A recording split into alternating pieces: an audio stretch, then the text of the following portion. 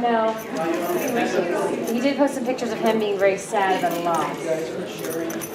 Well, hopefully those who said this up. I don't know.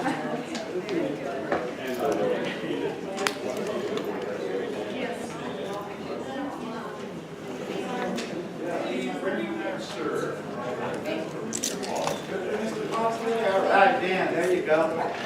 Got a free dog, everybody. There you go. Hey, Chuck.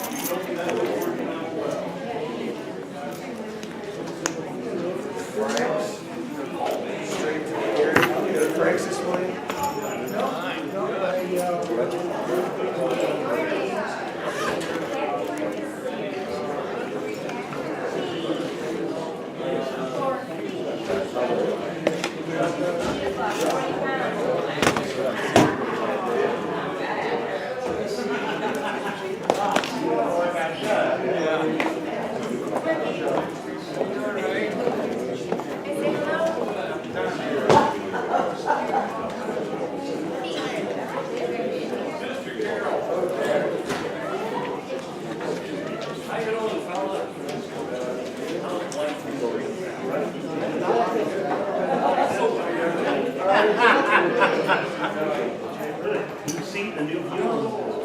In the wrong place, bro.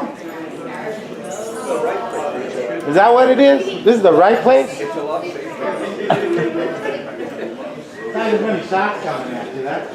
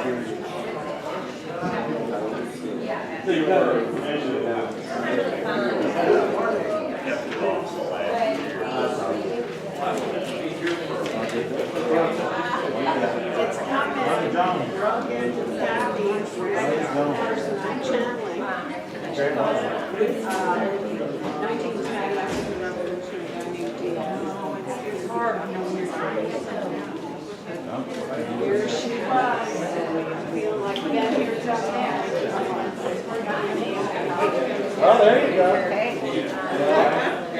I had a name right about Bill Hayward. Really? Was it the salad? The tomatoes were like bad. Yeah, I told you. Yeah, you were right. I think I'd be a cancer. You know, the first cop I was blessed to buy was a Marvin cop. We got lost downtown and there he was. Surprise. This is like flying. Yeah, absolutely. I didn't even know it was out there. It's a comic.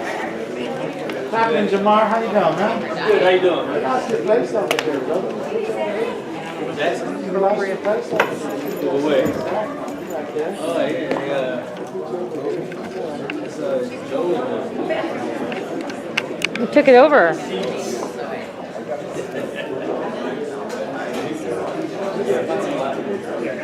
Yeah.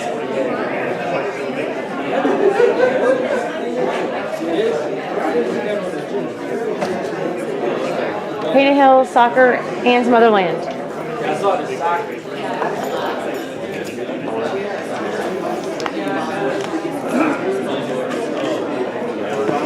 Oh, okay. It's like that song, what is it? Rolling Stones,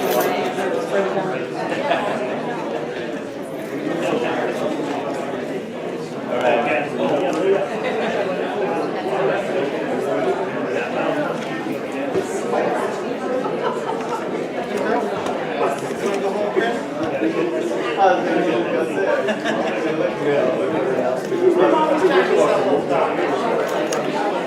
Yeah, I learned.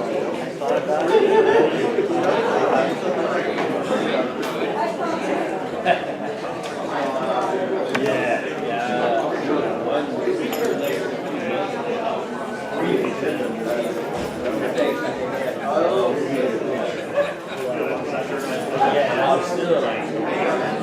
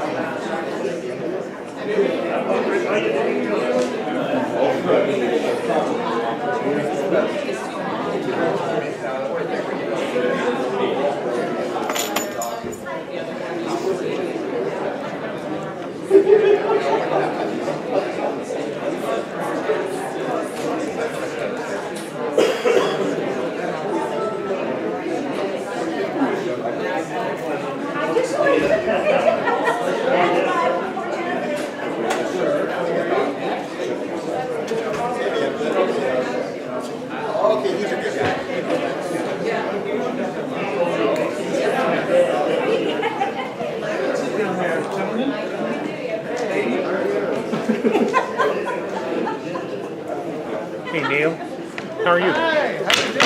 I got a question. Can you answer a question for me? I'll try it.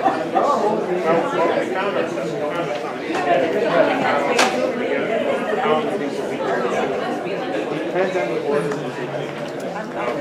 So they skip around. I see it's all the way back here. Unfortunately, I've had days where I had one Hey, how you doing, John? Everybody, or they just, you go and start going through the process. We'll find out when we find out. Yeah, they may, Okay. but I don't know.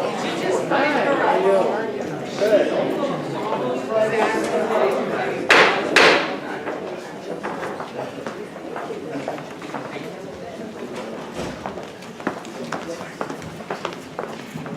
Good morning. I'd like to call the July 1st Board of Supervisors meeting to order. Roll call, please. Supervisor Carroll. Here. Supervisor Elias. Presente. Supervisor Miller. Here. Supervisor Valadez. Present. Chair Robinson. Here. Let the record show all members are present. Good morning again, and let's rise now for the invocation to be offered by Kelsang Gamo of the Tara Mahayana Buddhist Center, with the Pledge of Allegiance to follow, to be led by Supervisor Carroll. A reading from Shantideva Buddhist Master. May I become a protector for the protectorless, a guide for those who travel on the road, and for those who wish to cross the water, may I become a boat, a ship, or a bridge.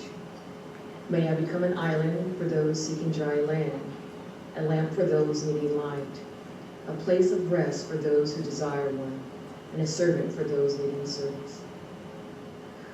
We pray that all those who are in the service of others continue to make decisions firmly based in wisdom and compassion.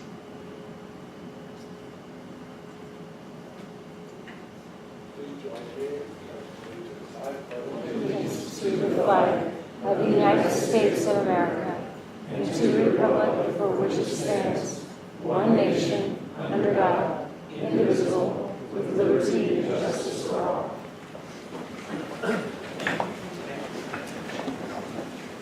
Madam Chair?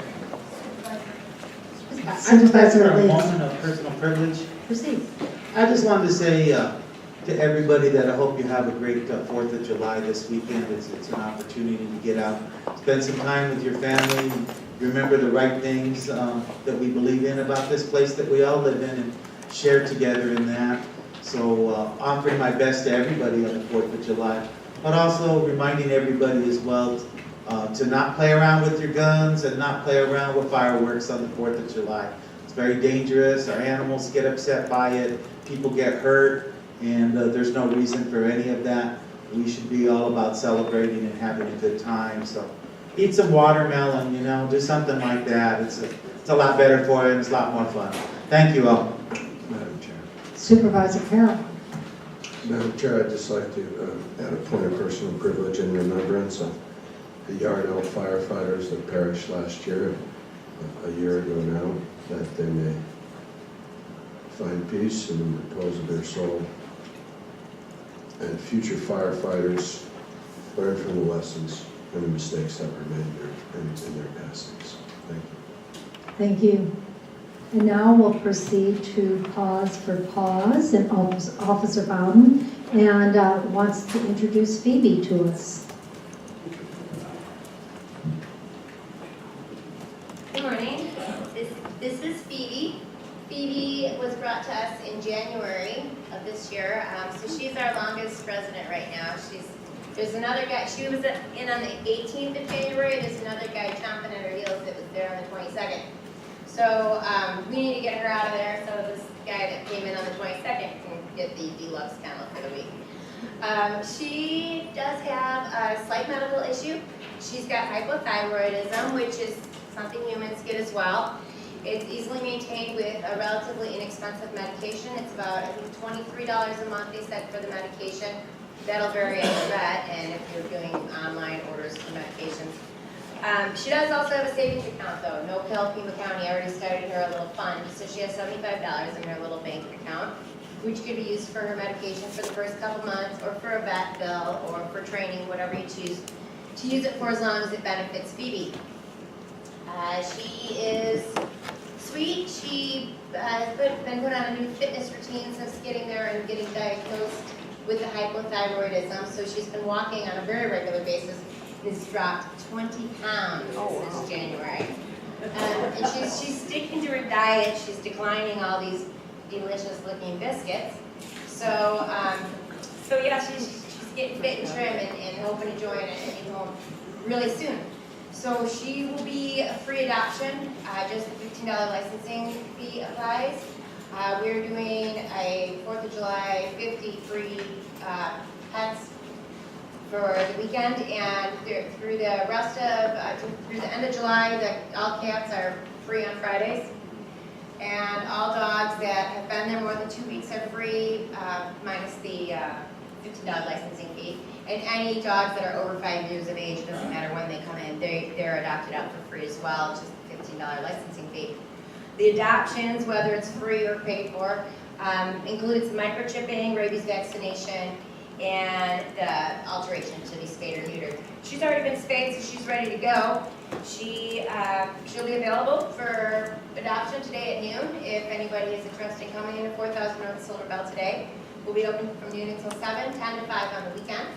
And it is a new fiscal year, so if you're short on cash and for the licensing fee, I'm sure that one of our grant supervisors will probably generously donate that with our brand new budgets for the year, hopefully. I think you can count on that. We can count on that.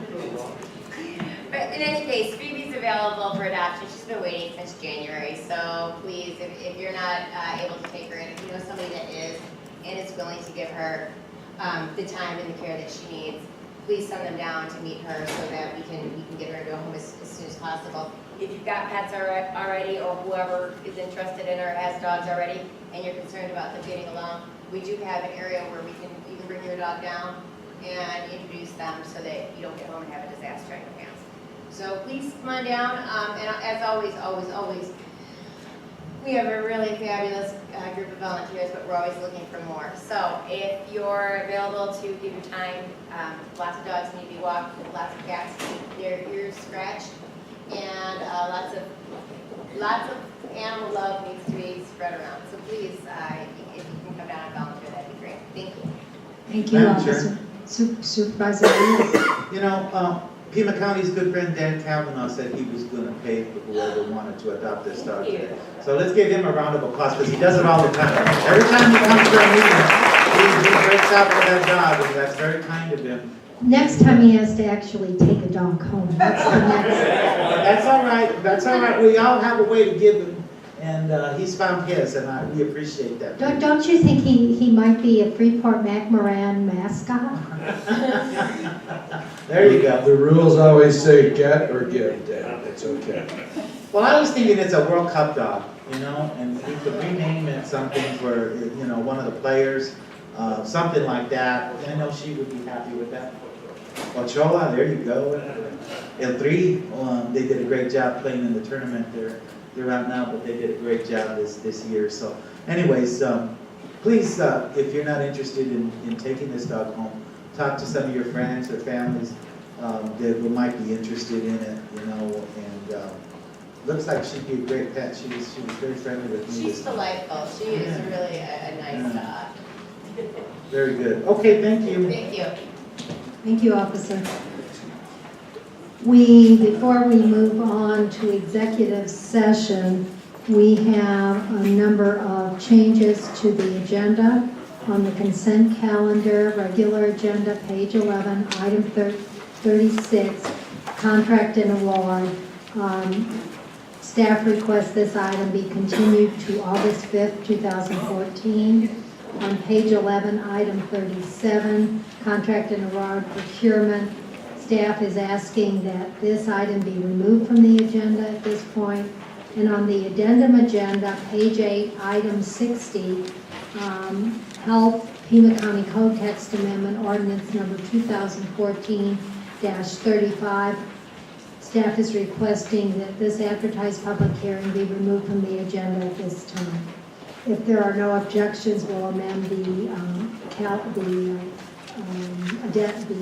agendas as indicated.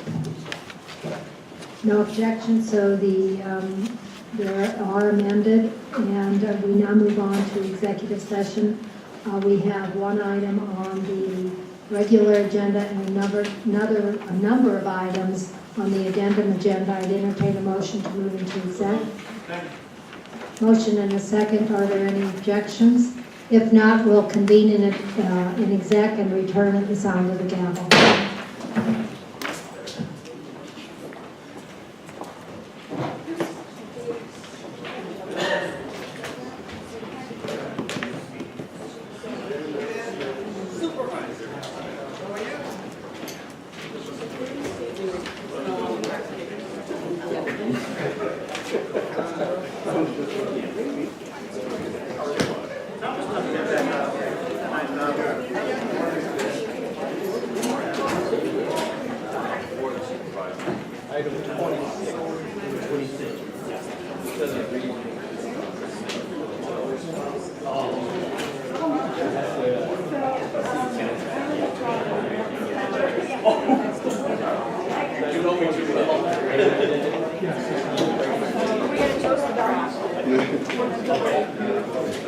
I'm gonna have to lie.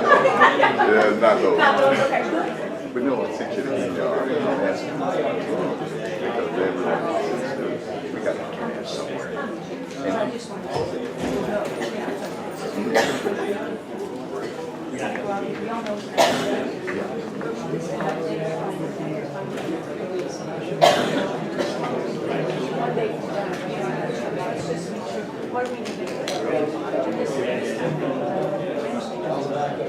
Oh, yeah, I'll see. Yeah, they'll enjoy that. I can't find it. About the circumstance. Oh, it's on the, Oh, yeah, and I talked to him. on the addendum. Is number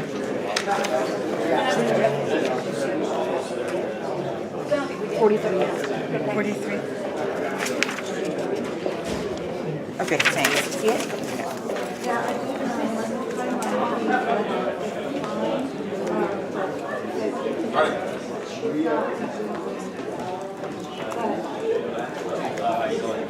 How are you?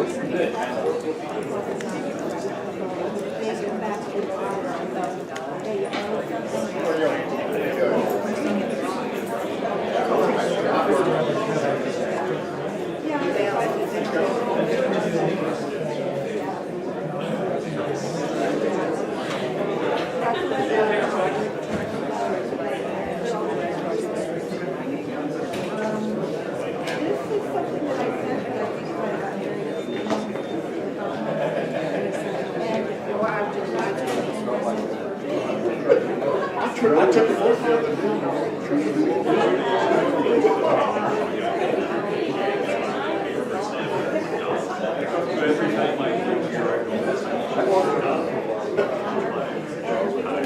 Oh, my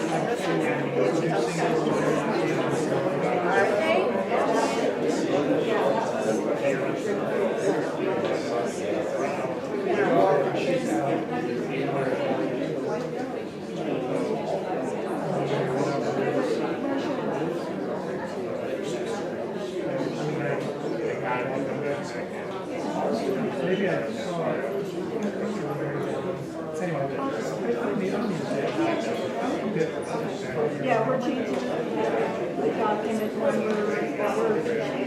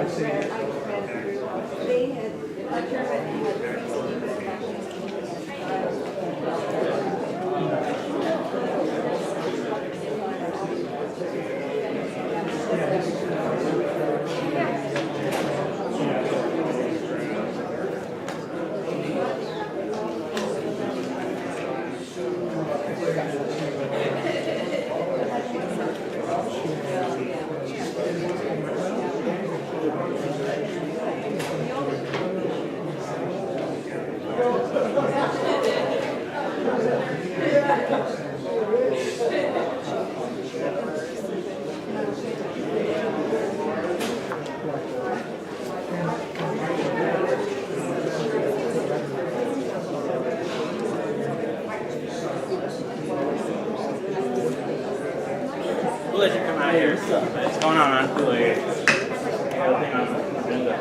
Oh, yeah, the grade. Yeah, like making sure because we got a couple phone calls. Oh, really? Making sure. Gotta sit through the whole thing. Nice. How you doing? I'm good, man. Yeah. Yeah.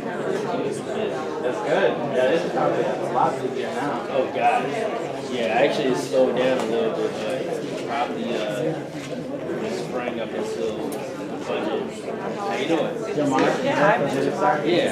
What was your name again? Debbie DeMore. That's right. Yeah. Good to see you. Yeah. Yeah. Wow. Good for you. Thanks. Yeah. You know, One fast piece. Yeah, I bet, huh? Yeah. Summer piece until August here. Yeah. For a while. Yeah, I've been taking a few days off. Good. Next week. I ain't going nowhere though. Go high. Yeah. Go high. Yeah, exactly. Your air Go conditioning retreat. place, Yeah. You know how I feel. Yeah. Good to see you. It's good to see you too. Yeah, for sure. All right, take care.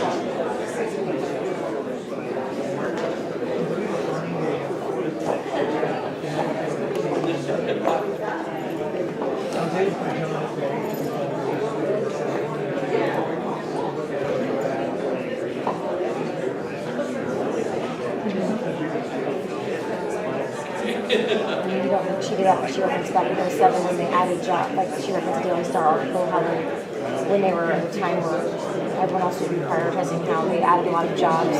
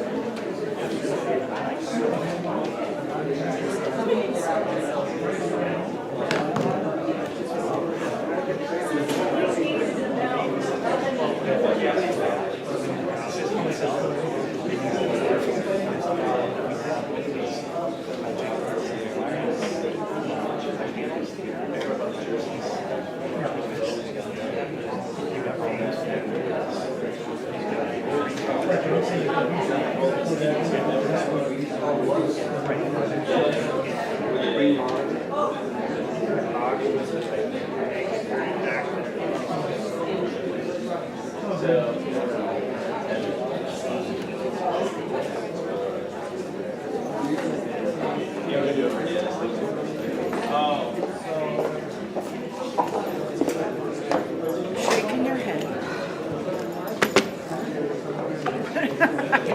The more I So nosy. can't handle it. Because it's a real response. Just so that I can see it. I'm going to repeat right now. I was going to tell you, in Green Valley, we always see Ellie Miller writing things in our Green Valley News. Ray Carroll is illiterate because he never writes anything.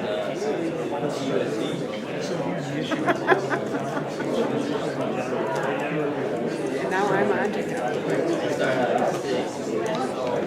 And the whole bunch. I don't envy Miss Miller. What'd you say? I don't envy Miss Miller. These guys. I don't know how to. Because you didn't see the half of it.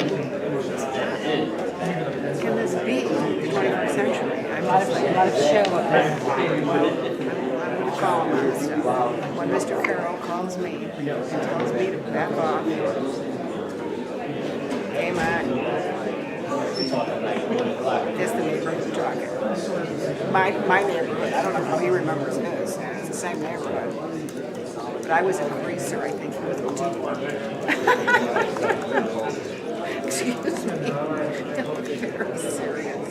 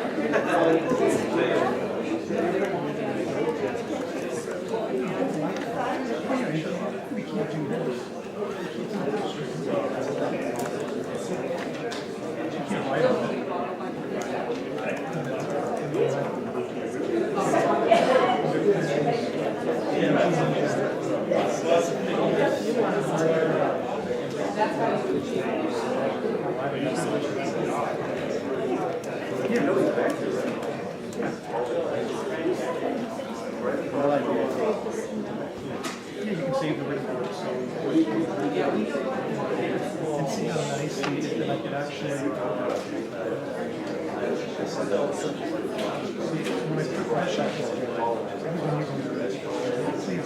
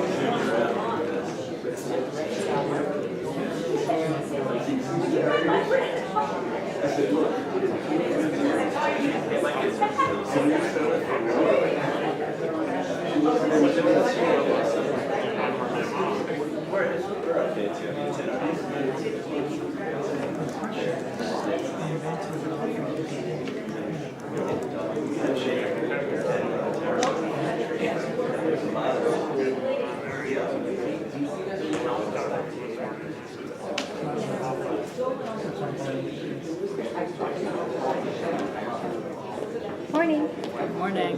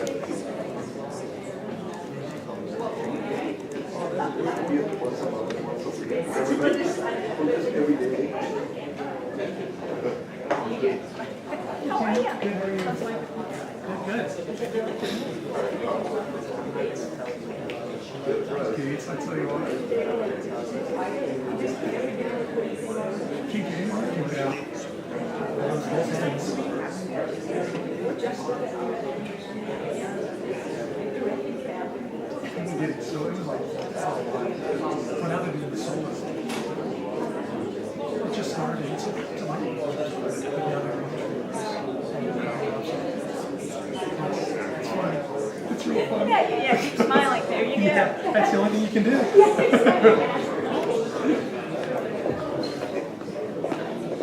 Tomorrow, what's going on?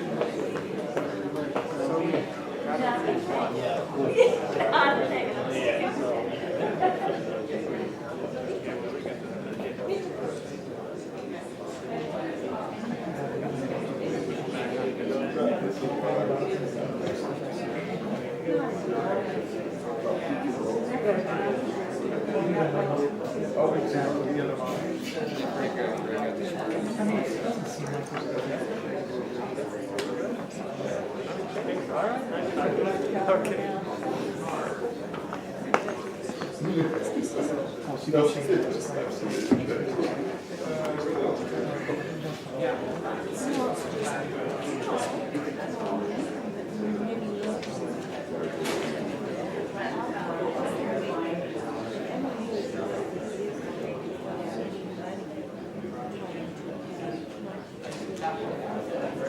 Here's just time out here.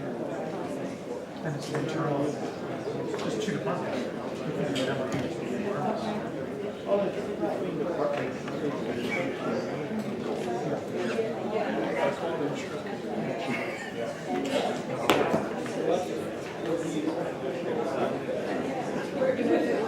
Like an outside.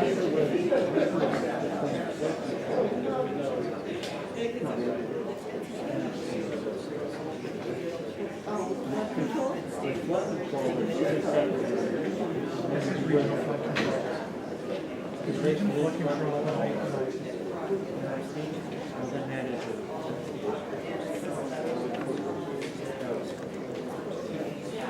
But this is just for time material. We've been doing work with them forever. We're even memorializing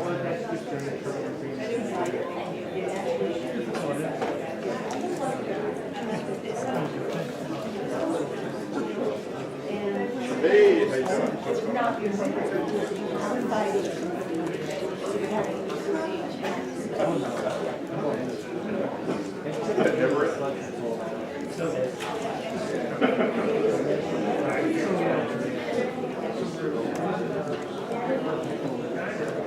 I know. Well, actually, Jared was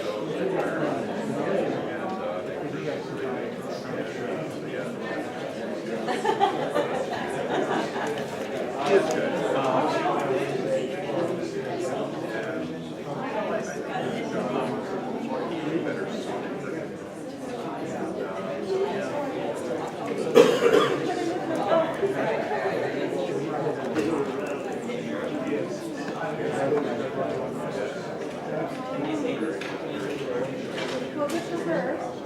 Oh, yeah.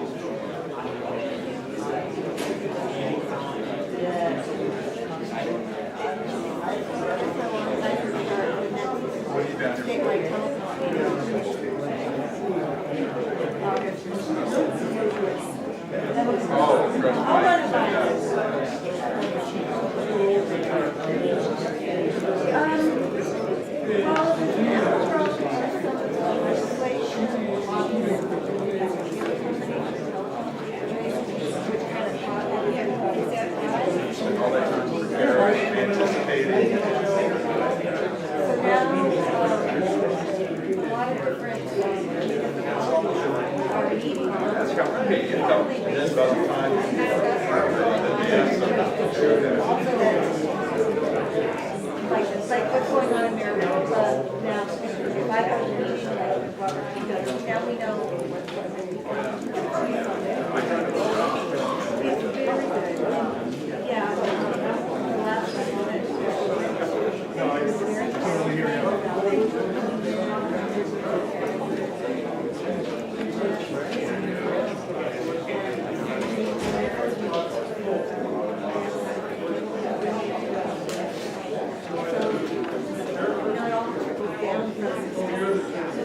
That area down.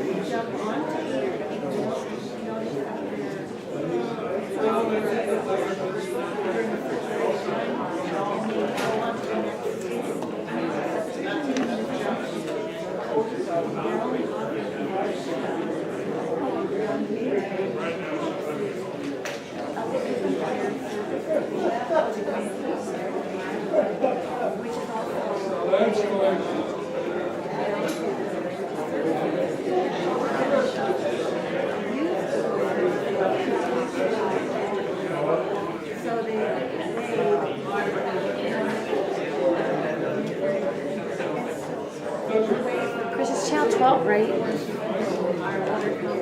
Is it on channel 12? Channel 12? Cox? And Comcast? I don't know if Channel 12 gets carried on. It's only on Fox. You know it's on Fox for sure. It's also on Channel 96. That's the county channel. Oh, 96 and 12.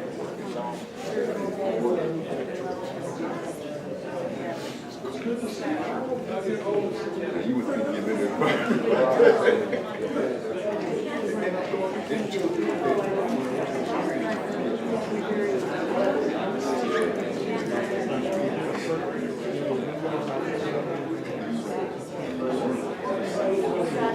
They're not going to be back here. They've already built that area out as much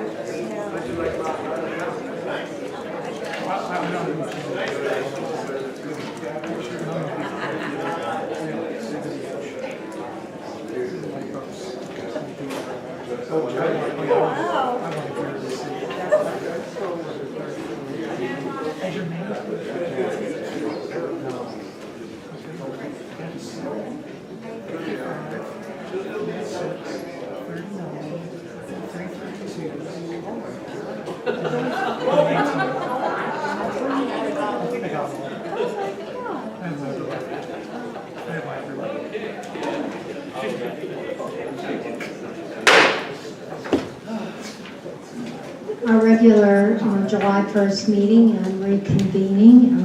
All board members are present. Counselor. Yes, Madam Chair, members of the board, following the reports on matters in executive session. Executive session item 6 on the regular agenda concerns Austin Perryman Hughes et al. Versus James Anthony Doran. This is case number C 2013-3076 in the Pima County Superior Court. This is a case involving a motor vehicle collision involving a sheriff's deputy who was responding to a call in another vehicle that resulted in injuries to the plaintiff. The Pima County Attorney's Office seeks authority to proceed as discussed in executive session. What's the pleasure of the board? Madam Chair, Supervisor Elise. move that we approve the county attorney's recommendation to continue. Is there a second? Motion and a second. Any objections? Hearing none, motion carries unanimously. Counselor. Executive session item number 1 on the agenda, Madam Chair, concerns the matter of the subdivision improvements, transportation improvements related to subdivision plats, plat assurance agreements, etc., and also with respect to Star Valley and Star Valley Village. This matter is related to item 10 on the agenda, so the executive session is for information only. Turning then to the executive session item 2 on the addendum agenda. This concerns the matter of Gregory Hess, Pima County Medical Examiner versus David M. Morgan, et al., Pima County Superior Court case number C 2014-3402. This case involves the request under the Public Records Law for autopsy photographs of a person who died as a result of an altercation with the Sierra Vista Police Department. The autopsy was done pursuant to an intergovernmental agreement with Cochise County. The family of the deceased, through its attorney Michael Bloom, has objected to the release of the photos. The County Attorney's Office has filed a declaratory judgment action on behalf of Pima County Medical Examiner asking the court to decide whether or not the autopsy photographs should be released. The County Attorney's Office seeks authority to continue the lawsuit as discussed in executive session. What's the pleasure of the board? Move the county attorney's recommendation. Motion and a second to approve the county attorney's recommendation. Are there any objections? Hearing none, motion carries. Counsel. Madam Chair, members of the board, executive sessions item 3 and 4 on the addendum agenda for the board's consideration of proposed settlements in SPVEF/RCMG Broadway Gardens LLC versus Pima County and SPVEF/RCMG Broadway Gardens LLC versus Pima County in tax court case numbers TX 2011-541 and TX 2012-619. These cases involve the plaintiff's challenged evaluation of an apartment complex known as the Greenleaf at Broadway, which is located at 8800 East Broadway Boulevard in Tucson. It's for both tax years 2012 and 13. The proposed settlement would reduce the full cash values of one of the 3 parcels from its assessed values for tax years 12 and 13. The legal classification and assessment ratios will remain unchanged.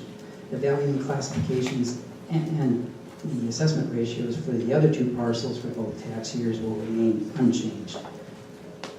The settlement values for all 3 parcels for tax years 2013 will roll over pursuant to the statute to 2014. With regard to the parcel at issue, the settlement will result in tax decreases of approximately $15,380 for tax year 2012 based on the 12 tax rates and $12,165 for tax year 2013 based on the 2013 tax rates. As part of the settlements, both sides agreed to bear their own costs of attorney's fees and litigation expenses. The Assessor's Office and the County Attorney's Office recommend the proposed settlement. What's the pleasure of the board? Madam Chair, I move the county attorney's recommendation, the county assessor's recommendation. Motion and a second to approve the county attorney and assessor's recommendation. Any objections? Hearing none, motion carries unanimously. Counselor. Yes, the last 2 items, Madam Chair, members of the board, are executive sessions items 5 and 6 on the addendum agenda, and these are proposed settlements in Ventana 2020 LP versus Pima County. These are tax court case numbers TX 2012-142 and TX 2014-301. These cases involve plaintiffs' challenged evaluation of multifamily residential units located within the development known as the Greens at Ventana Canyon, which is located on both the west and east sides of Cold Road, north of Sunrise and south of Los Ventana Canyon Resort. It's for tax years 2013 and 14. The proposed settlements would reduce the full cash value of the subject parcels from their assessed values for both years. The settlement values for tax year 2013 will not roll over to 2014, and the settlement values for 2014 will not roll over to 2015. The legal classification and assessment ratio will remain unchanged. The proposed, resulting rounded tax decrease is approximately $63,385 for tax year 2013, based on the 2013 tax rates for 84 units. The plaintiff still owned as of December of 2013. The resulting rounded tax decrease is approximately $27,555 for tax year 2014, based on the 2013 tax rates for the 74 units shown of record to be still owned by the plaintiff. In the event the plaintiff recently sold or sells additional units up to and including today, then those additional units will be dismissed from the appeal, and the tax decrease for tax year 2014 will be reduced accordingly. As a result, As part of the settlements, both sides agreed to bear their own costs and attorney's fees and litigation expenses. The county attorney's office and the county assessor's office recommend the proposed settlement. What's the pleasure of the board? Madam Chair, Supervisor Lees. I'd move the county attorney and the county assessor's recommendation. Second. Motion and a second to approve the county attorney and assessor's recommendation. Any objections? Hearing none, motion carries unanimously. We now move on. We're done with executive session items that were complete. So we move on to Board of Supervisors sitting as other boards. And in this case, the Flood Control District Board. We have one speaker on item 7, Mary Murphy.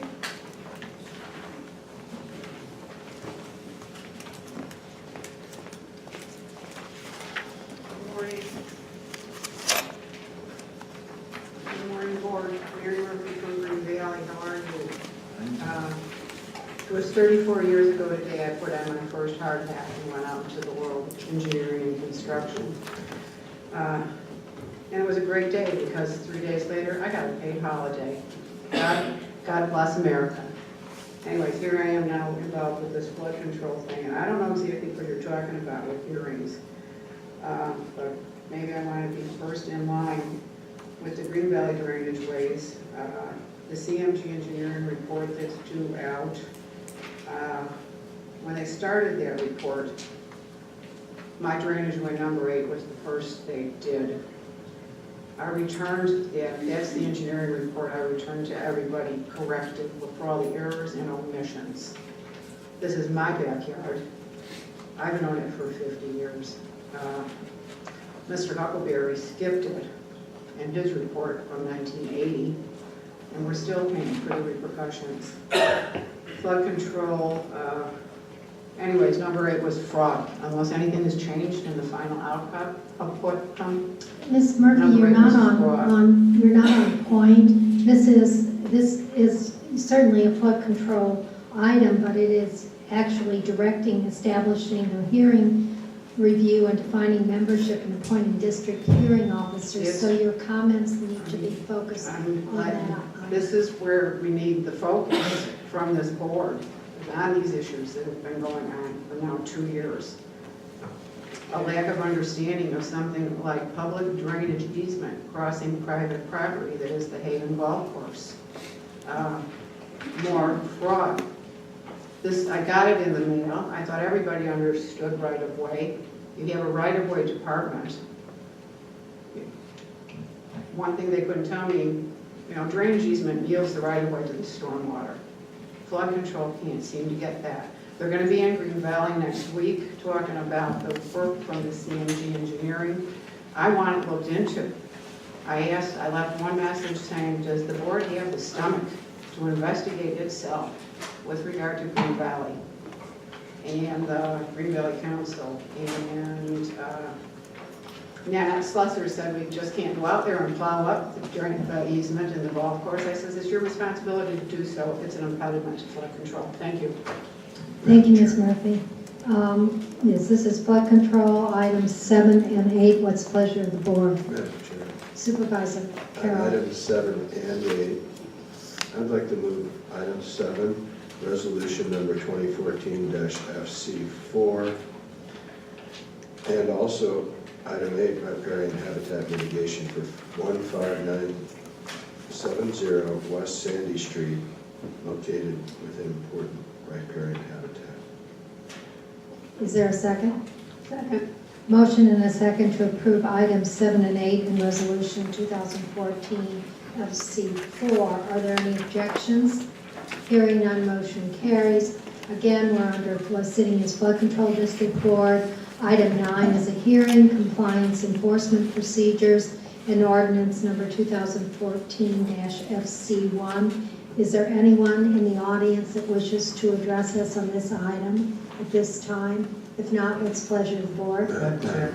Supervisor Elias. I'll go ahead and move item 9, Flood Control District Board, compliance enforcement procedures, including ordinance number 2014-FC1.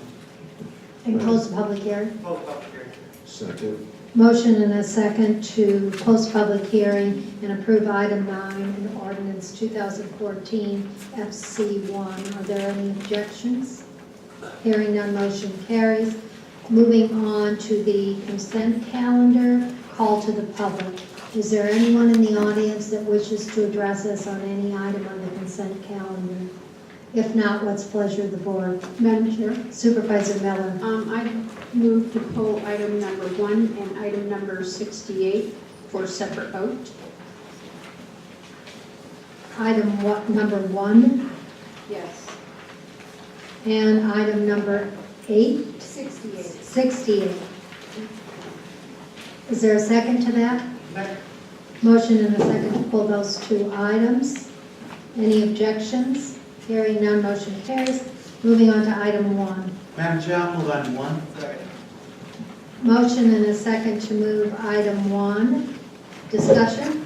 Madam Chair, the reason that I'm going to vote against this is because we have spent a lot of money over the years on putting water out there for the open borders, and I spoke to the gentleman who was from Humane Borders last year. After the meeting, he came and had a meeting with myself and another individual, and he admitted that these water containers get holes shot in them by the coyotes who are trafficking in humans and also smuggling drugs. They do it so that they keep the individuals dependent on them. In keeping these beacons out there, I think is a good idea. I would prefer to see phones so that the individuals can get the help and medical assistance they need versus having to depend on coyotes that are controlling them. So that is why I am objecting to this. Thank you. Thank you. We did, and I was just handed. Diana Bear, did you wish to address the board on this item? Yes, thank you very much. My name is Dinah Bear. I currently chair Humane Borders, a faith-based nonprofit organization dedicated to saving lives in the desert.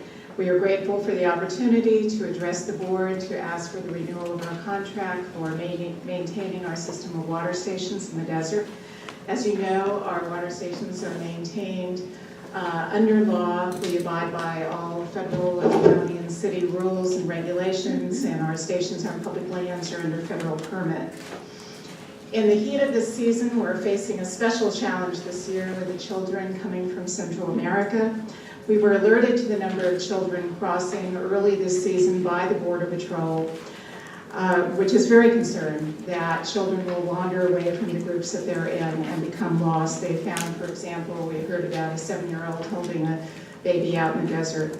We share a concern with the Border Patrol that we'll see a rise in the number of children's deaths. We're in the process of seeking approval for more stations near the border where the deaths are rising and in the West Desert area. We continue our work with the Pima County Medical Examiner on the open website that gives valuable information to the families of the missing, as well as the public and to researchers. And Humane Borders is also joining the many local organizations that are working each evening at the Greyhound bus station. We're very much in need of the county's support to maintain the water stations. It is true, to answer Supervisor Miller's concerns, that we do get occasional vandalism. We don't get the stations regularly shot in any kind of way that they lose water, and fortunately this year we've had so far less vandalism than last year. Happy to answer any questions, and again, thank you very much for the opportunity. Does anybody have questions? If not, thank you, Ms. Bear. Madam Chair. Supervisor Elias. I just want to thank Dinah and the folks from Humane Borders for coming out today. I appreciate the work that they do, and I think there's a lot of misunderstanding about the work that you all do. But the truth is, this is cost-effective money that we spend at the county, preventing death, unnecessary death, and also preventing unnecessary expenditures by the county. Costs a little over $1,500 per person to provide an autopsy for each one of those folks who die out there in the harsh southern Arizona desert community. So, and if you look at the maps that have been produced from where folks are found dead, it's where there's not water bottles. So it becomes clear that this is an effective tool in preventing those deaths from happening out there in the desert. Is it troublesome? Is it difficult? Is it a federal problem that should be resolved by them? Yes, absolutely, but I don't think we should stand by, and I'm proud of the fact that Humane Borders does not stand by and watch human tragedy transpire in front of them. And all the other narratives that are out there, some of them are extremely callous and uncaring about the folks who suffer this fate. And that's a true tragedy in our society. And instead, Pima County stands on the right side of all of that and works hard to prevent people from passing in such an unfortunate political as well as economic situation. Thank you. Thank you. Thank you, Ms. Bear. Are there any other discussion? If not, I'll call the question. Roll call. Supervisor Carroll. Supervisor Diaz. Aye. Supervisor Miller. No. Supervisor Valdez. Aye. Chair Brunson. Aye. Motion carries. And was it item 64, Supervisor Miller? Item 68. 68, I'm sorry. Yeah. I had a question on this one. Actually, I'd like to vote on it separately, but this land, how much land is it that is going to be condemned? I wasn't able to get that detail.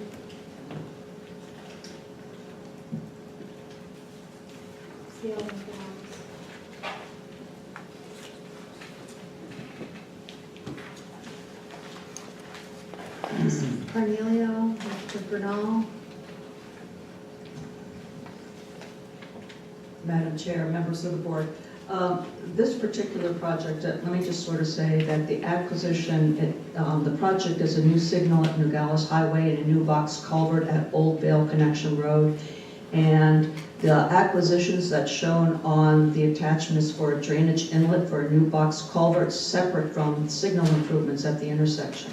The owner of parcel A has not been able to be identified. We can't find the person. I think that's the reason that we need to kind of go to condemnation. The owner of parcel B lives on the parcel, and Real Property's been working with that person closely. I'm looking at the information I have right in front of me. I cannot tell what the size is of the two parcels that we're getting, but relatively speaking, they're not that large. Madam Chair. Supervisor Miller. I'd just like to ask, is the owner of parcel B an objection to selling his property? His or her? I will defer to Real Property. As I said, we understand that they've been working very well with the county and with the discussions for acquisition. Neil?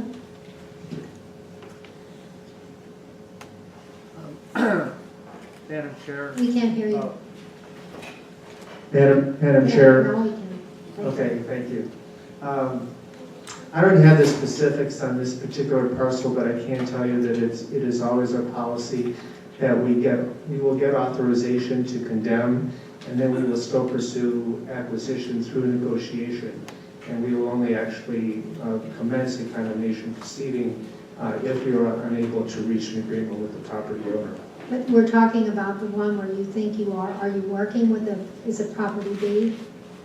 Yeah, parcel B. Parcel B, which I think you have a willing.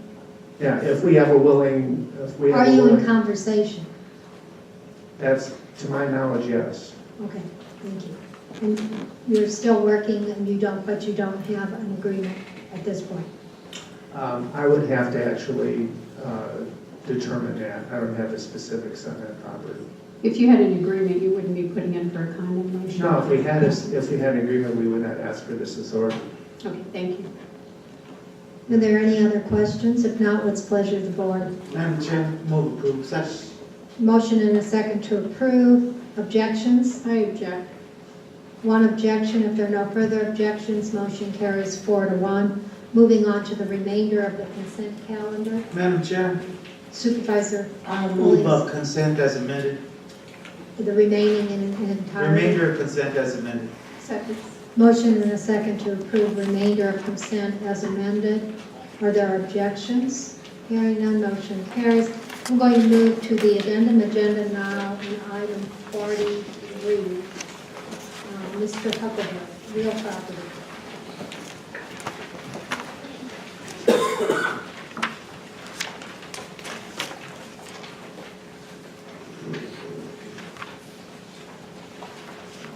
This is connecting to this project. Madam Chair, members of the board, as we indicated to the board in adopting the final budget, we were in discussions to acquire a particular portion of property south of Interstate 10, but adjacent to our existing Keno Sports Complex, about 167 acres. The owner has agreed to a term acquisition with approximately $1.75 million as a down payment, and the balance to be paid over 5 years. This is an actual acquisition agreement, a contract with that owner. It's placed on the board's agenda for approval. We had some earlier discussions with regard to environmental hazards associated with the property. We had provided information to the board regarding an environmental assessment completed in 2012. Recently, that was updated as of last Friday. The property remains free of environmental contamination of any sort, and therefore we're recommending this acquisition to the board. I also provided the board with a memorandum yesterday because I believe the confusion associated with how the general fund payment for the first installment payment would be made through the budget. And what I'm recommending to you is that it be earmarked from the excess fiscal year 13-14 fund balance that our preliminary estimates are today that we will have at least $2 to perhaps as much as slightly over $3 million excess fund balance over that was actually budgeted for fiscal year 13-14. So that's the recommendation I'm making to you. Madam Chair? Supervisor Miller. I'd just like to bring up that I've been doing some research, and the EPA, the Phase 1 environmental study, is only valid for 1 year after completion, and that they don't allow, after 1 year it becomes obsolete and you have to do a complete new Phase 1 environmental assessment. Is that being done? Madam Chair and Supervisor Miller, it was completed and delivered to our offices Friday, the 27th of June, and it still shows no contamination. So they have a 2014 Phase 1 assessment completed? Yes. Okay, because we didn't get a copy of that we asked for. And then some other questions I have. I spoke to a gentleman named Don Schumacher, who is the executive director of the nonprofit National Associations of Sports Commissions, and asked him about his experience in the industry. And he is a leader in analyzing financial and market analysis when municipalities consider sports complexes.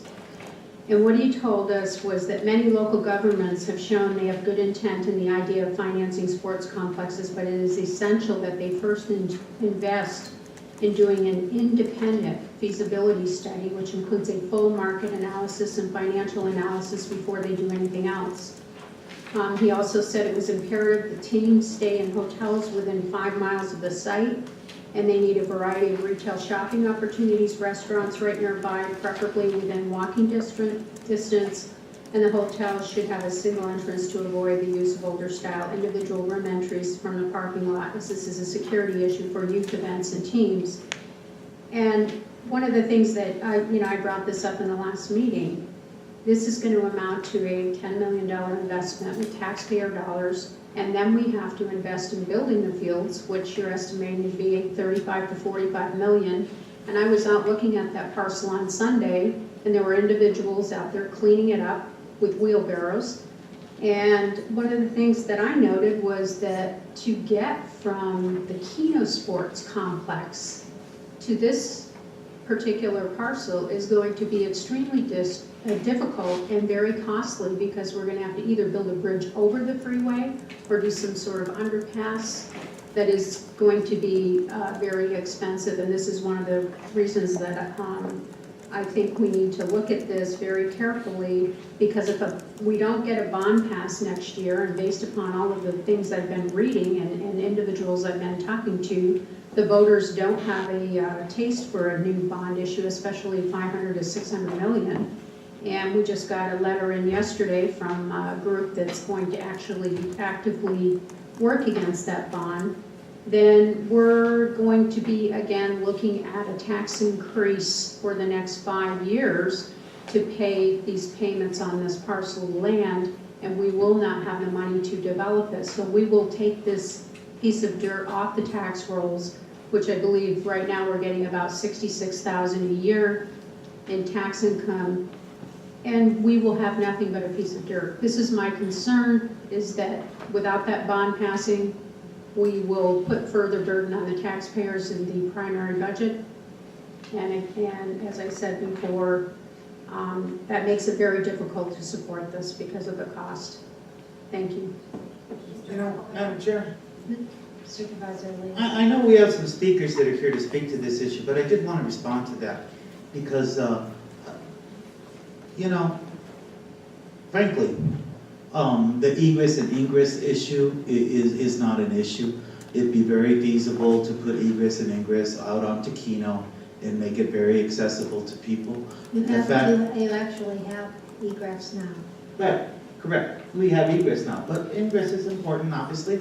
And you know, underneath the Interstate 10 and Ahoway, there is a wash that exists under there. We could create a very nice greenway for people to be able to walk underneath both those structures from the other parts of the Keno Sports Complex that would frankly make it very efficient and very nice for people as well. The opportunity for hotels and other types of entertainment venues there on site, there's plenty of room for that. Actually, I think that area is prime for that, and I think the area would be very happy to have some additional services available to them like that.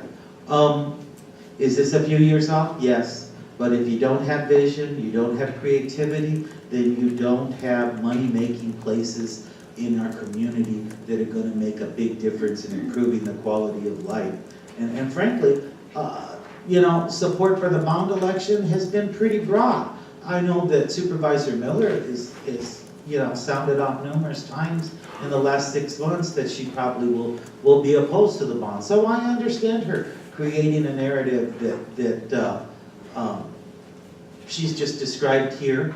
And I would say that you have to have strength, you have to have courage, and you have to have vision for your community and for your youth to be able to grow and be healthy and make money and find something positive in life. And frankly, soccer has been very positive for the children of Tucson, for businesses here in Tucson, and we see the future as being very bright in this area. And I just wanted to respond to that because I tell you, we can be really negative if we want about anything. We can create that. People do that regularly. I mean, I listen to them sometimes on the radio, rant on and on for hours and hours with all kinds of fantasies, but that doesn't make them true. So I'd like to hear from our speakers, and I think that we could then consider this item and vote, but let's hear from our speakers. Madam Chair? Excuse me, Mr. Huckleberry first. Yes, Madam Chair and the members of the board. We've also been contacted, and I know I had an email was sent to the chair of the board from the operators of what is called the Grand Park in Indianapolis, Indiana. And that's a 35 field soccer complex as well as about 30 baseball fields. And they're in the process of building a 300,000 square foot indoor soccer facility, and one of the principals of that firm who flies back and forth to Indianapolis lives in Tucson, and they've contacted us and would be glad to lend their expertise in guiding the ultimate potential public-private partnership on developing this particular facility. In the county, obviously in the acquisition, we're acquiring the lands for the soccer complex. We're also acquiring the land that has frontage and is still commercial on Keno for potentially the hotel sites and restaurant sites. The county won't own or develop those, whether they lease or sell them, and there's statutory processes to do that for any individuals who want to then create the environment for the hotel restaurant complex that has to support this type of facility. So I don't think we're going to go off and do anything, we'll say, dramatic with regard to the property without some great deal of study and effort, including all of the feasibility studies I think I've even referenced. We're going to make sure that we do this very carefully and in a manner that basically maximizes the benefit of the property to the community from a economic development tourism perspective, but also serves the youth and amateur sports components in this community that are presently underserved. Madam Chair. Supervisor Miller. I'd just like to say that, you know, I appreciate the fact that we're going to do these studies, but it's just with the current situation that we're in, and that we cannot even afford to fix our roads. We're $1.4 billion in debt, and to continue piling on to the taxpayers. And as I said, Supervisor Elias says I'm creating a narrative. This is not me creating the narrative. This is what I'm hearing from my constituents, and I'm hearing it loudly and clearly. And I believe this is going to be a huge issue, the fact that we bought this land, and it's going to be years out into the future. And right now, we're in desperate situation in terms of the money that we have, and we should be prioritizing, focusing on core essential services versus soccer fields, which are nice to have, but we can't afford it. Thank you. Yes, Supervisor Miller, thank you. Let me remind you, we don't need to be repetitive. I believe you pretty much made those points in the beginning. And with that, I'll call the speakers. Jerry Audubon.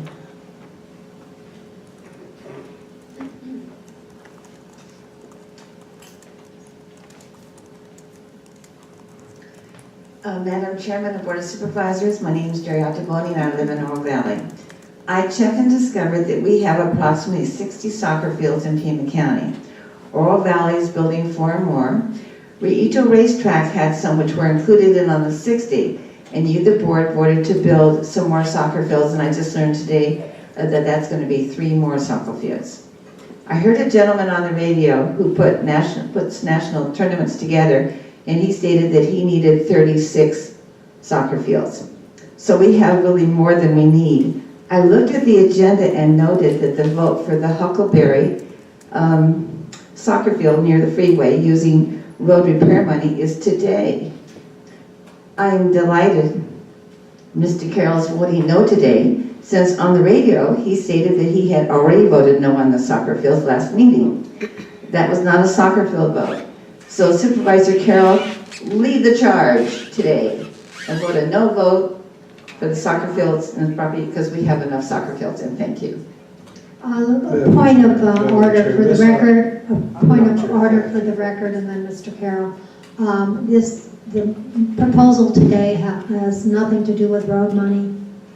It is fund balance money, so we need to correct that for the record.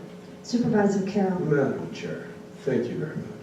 Madam Chair, when Mr. Elias said earlier that maybe Supervisor Miller is beginning to try to lead the dialogue or change the discussion, I do want to make a point. Last year when you were here, or last week when you were here at the meeting, it is very clear that when it was possible that there was going to be $5 million in the transportation department from the general fund, and there was to take money from that to buy the soccer fields, I protested. I protested vigorously. I also have said that with our experience, it's vital that we respect the districts 2 and 5 for the fact that they've been contributing to the other 3 districts since their jurisdictions didn't spend that $5 million that was put in the general fund, taken from the general fund to transportation. So I want to make it clear that I do not support it in that way. The $5 million, thanks to Mr. Huckleberry looking in other areas, is going to remain intact for the transportation pavement preservation projects. And I want to thank you very much for allowing me to make sure I delineate the reason from last week why I protested the idea of taking the $5 million from transportation, and why I clarify now, because there's been a lot of misinformation put out. and out of context information that we've been obviously used to in Pima County that says that I was supportive, even out of the transportation money, but because of the last speaker and because of some other comments made, I just want to make sure that my position is clear and that no one fills in gaps that says that I was for the $5 million being transferred from general fund, not to transportation, pavement preservation, but only part to transportation and part to soccer. So thank you for bringing it up. I know you're distracted often in the stands, but it's nice to be able to have a chance to really clear the air and let you know that I'm not in support of the soccer fields from the transportation funding. Thank you very much. Thank you, Supervisor Carroll. Now to Natasha Lilly, and I'm not, I cannot read your last name, so my apologies. My name is Natasha Lilly Nolan. Nolan, okay, thank you. When I decided to come and speak before you, I asked myself 3 questions. The first question was how does soccer affect me and my family? What is a day of soccer life? What is a day of soccer for our lives? And why would be adding fields to Keno would be important to me and my family? My first question, how soccer affects me and my family. My husband and I have 4 boys that play or played soccer. 2 of our sons still play, and my nephew who lives with our family all play in the Tucson area. Our 3 remaining boys would like to continue playing after high school. We have a player who has a chance to play beyond college. Because of these desires, this means GPA, homework, and extracurricular activities, including volunteering in the community, almost daily conversations that we have in the car to and from practice. The boys practice during the soccer season 3 days a week, 2 hours a day, and games on Saturday with possible games on Sunday nights too. Not only do our boys play, they have coached players younger than themselves, and they have rep AYSO games in our home region of Green Valley, Sarita, as well as Tucson. We believe in keeping our boys busy with other pursuits besides TV, video games, and a lot worse hanging out in the streets. Because the boys play a sport, they are busy and with other like-minded individuals and families who hold the similar values as ours. They are exposed to many different types of people from many different backgrounds, and because of this, my husband and I believe that our boys will have a better rounded future. And I'm going to just interrupt you briefly and remind you, you've got 3 minutes, and I know you have a lot to say, so. Okay. With the 3 boys and 3 different soccer teams, I'm usually driving back and forth, and like I said, I live in Sarita, Green Valley, so it's a huge time commitment. But I really want to tell you this. I've traveled all over the Southwest watching my children play, and because of this, I've witnessed many soccer fields, the good, the bad, and the ugly. We show up to games where the field is a mud pit, the field is crowned in the center so the surface isn't even and the ball rolls. There are gopher holes that cause sprained ankles and while players are playing. We have practice on fields that are dirt and straw, with children having asthma attacks after practice and not being able to return to school or practices for days after. Due to a limited number of lighted fields and overcrowded now, because of the light, there's overcrowding and poor conditions. The additional soccer fields will be beneficial not just to my family, but to all the families that drive up from Sarita to Green Valley, Amado, Rio Rico, and Nogales. These fields will provide training and games that are closer and easier to access by I-19, I-10. They will also provide the community with a safe place to practice their games. This is much bigger than my boys. Giving young men and women of Tucson fields that are in good condition will benefit many. Thank you very much. Brian Conley.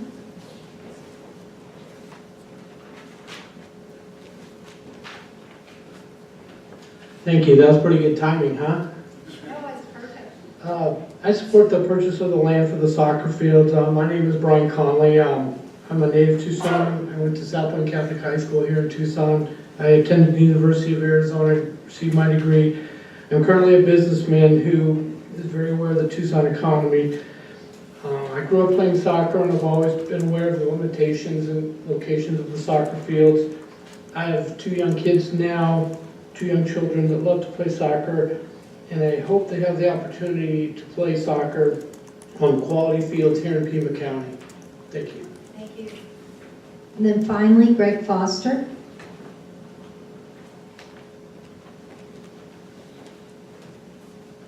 Good morning. Can we have your prognostication for the score of the USA game? As well, Greg. I believe that we will win. I got no score for you, but I believe that we will win. That's consuming some of my 3 minutes. Thank you. And for anyone who doesn't know, it's at 1 o'clock today, and please find yourself in front of a TV screen and supporting the U.S. Madam Chairman, members of the Board of Supervisors, all of you know that I'm a managing member of FC Tucson. I'm also a board member of Fort Lowell Soccer Club. I've been involved in youth soccer here as a player since 1980 and as a parent since about 2000. I think all I can really comment upon today is the utility of these fields from a youth standpoint and from a professional and spectator standpoint. I think to set the table, it's important to understand where we are in terms of the field sport, and more particularly the soccer industry. Between 1990 and today, the number of players registered in organized youth soccer has doubled in the United States to 4 million. Today, soccer is the second most popular sport for those between the ages of 12 and 24 years of age. Soccer is the third largest participation sport in the country. It is the team sport with the highest growth rate over the past decade. 41% of participating soccer players are women. As a spectator sport, total attendance in the United States last year, 2013, reached 10 million. In the U.S., the U.S. is now the largest market in the world for international matches. These facts are really, I think, very relevant to the idea of developing additional fields in a complex that the county is considering.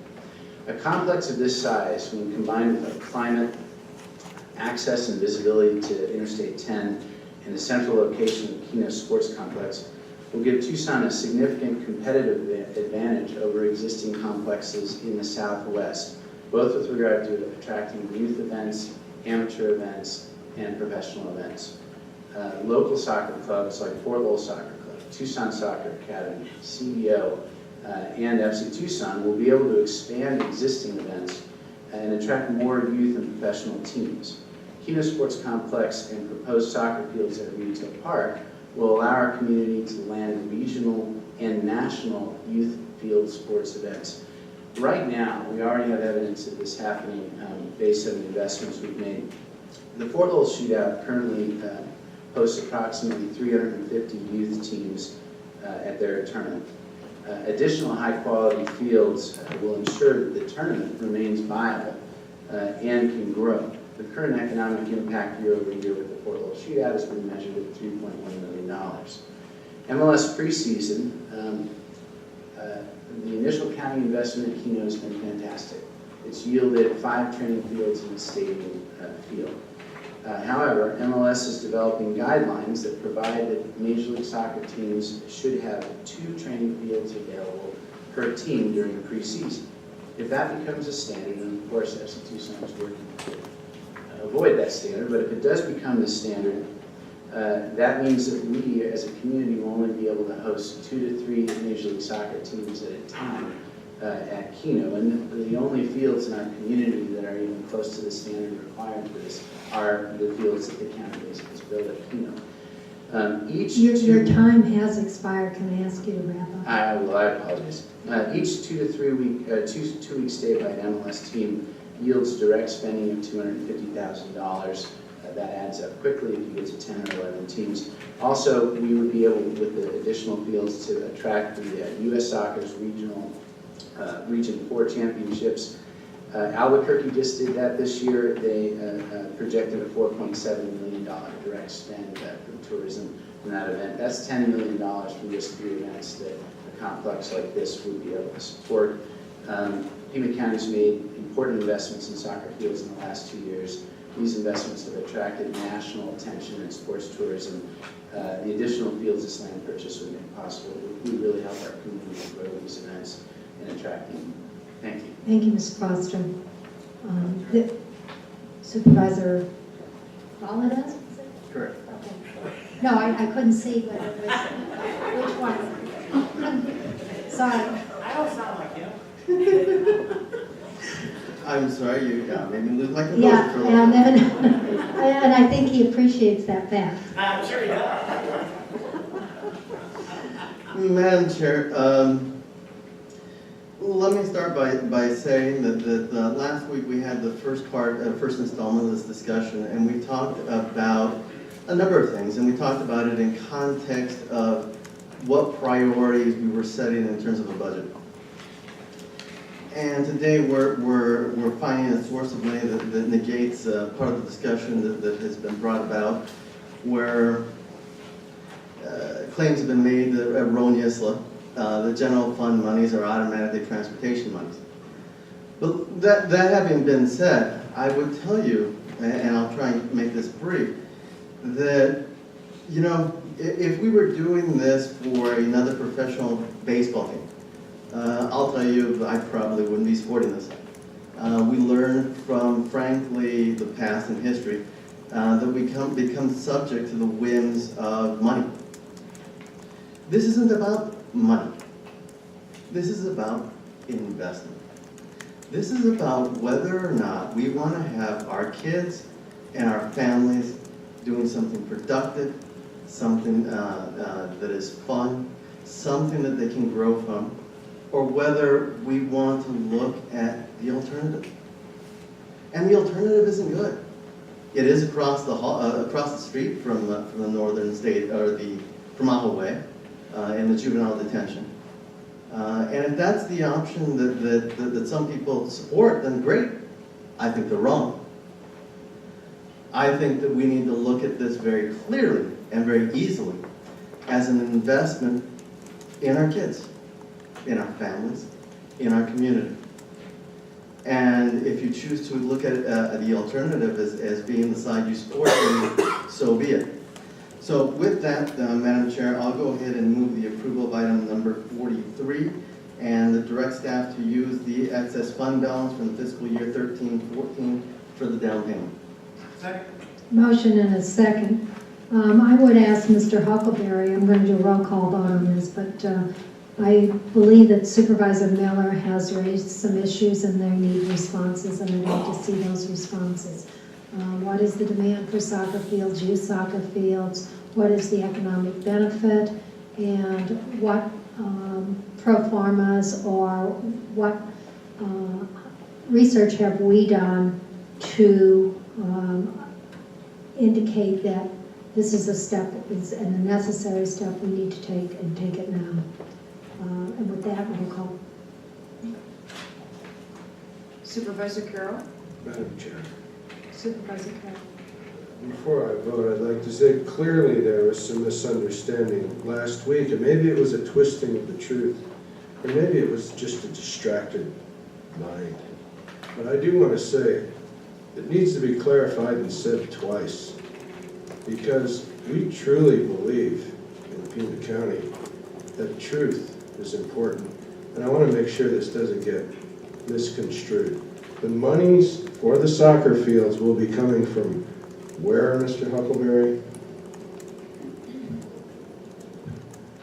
Madam Chair and Supervisor Carroll, they will come from the excess fund balance left over from the 2013-14 budget, in excess of that was actually budgeted the previous year. I hope that's not taken out of context later. Let me say again, the monies then that are going to be possibly transferred into the transportation for pavement preservation are still intact, even though this vote will happen today. Yes, Madam Chair and Supervisor Carroll, I've already previously directed the Department of Transportation to begin again planning for the expenditure of those funds in pavement preservation on the arterial and collector system, and coming back to the board in December of 2015 for the spring and summer season of pavement preservation within the county. Thank you so much, because I know the minutes for the meeting that was this was last discussed that are not prepared yet. I just want to make sure that we had something for on the record for people that are out in the audience, or people that are working on staff or anywhere else. are clear as to where the dollars are coming from. And I look forward to talking about the transportation funding issue later in the year. I also want to add my comment then and now, but I look forward to seeing. You called a question. I did not call the question. Okay. I had the floor, I think. Appreciate that. Again, I will now say that it's important for all of us to begin to look at, in preparation for the meeting to talk about pavement preservation in the future, that we look at building equity for all 5 districts. So in the future, this type of debate originally leading to the misunderstanding and to the rearrangement of how this is going to be paid for doesn't happen again. Maybe it was intentional, maybe it was confused, but I appreciate it, Madam Chair. Did you vote?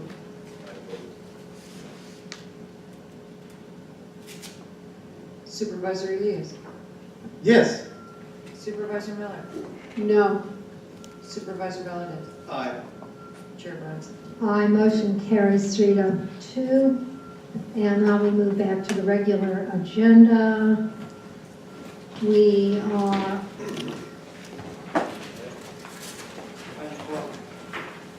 item 12. We have a speaker, Mr. Cole.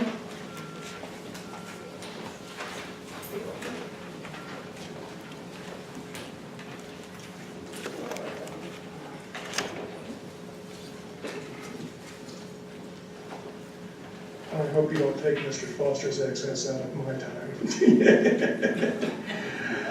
I'm Christopher Cole. I reside here in Tucson, Arizona. I looked at this item when the agenda was put online. And the peak in question is owned by, part of it owned by a private family, part of it owned by a government agency. And both of those object to this name.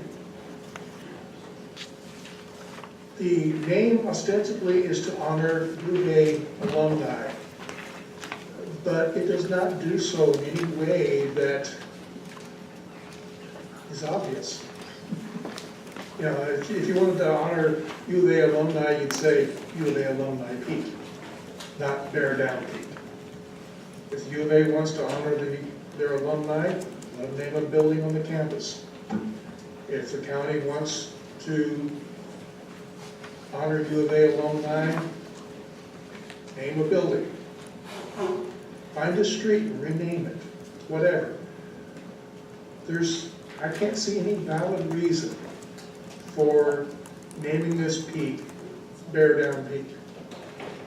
Now, I said I can't find a valid reason. I can think of only one reason why the Board of Supervisors might do this. And that's to stroke your egos by forcing this on people that don't want it. And if you're going to vote to do this just to stroke your ego, you don't belong up there. So I am opposed to this name.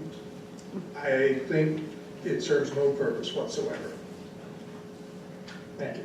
Thank you, Mr. Cole. If you looked at the staff report, they agree with you.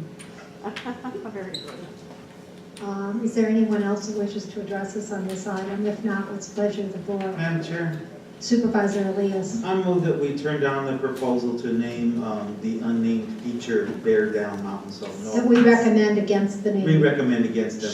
Second. Motion and a second. Any discussion? Any objections? If not, motion carries. And we will tell the Arizona State Board on Geographical and Historic Names that we are not recommending the renaming of the proposed peak to Bear Down Mountain. Elias is a nice name.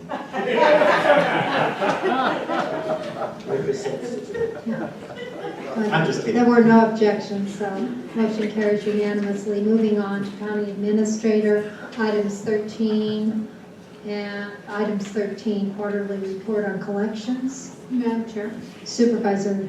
I just had a question regarding the library write-offs.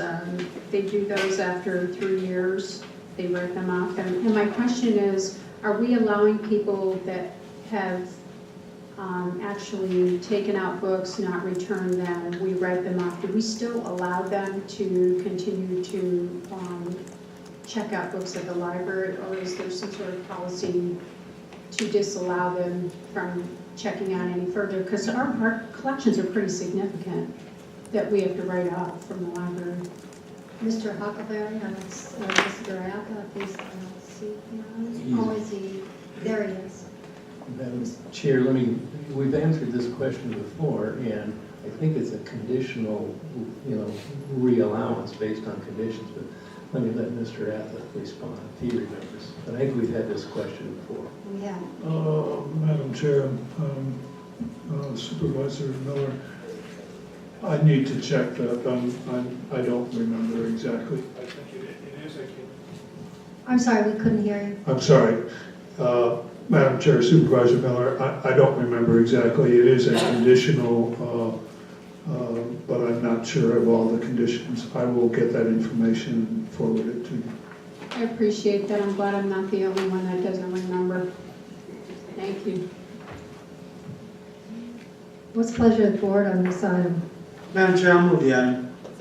Motion and a second. Any objections?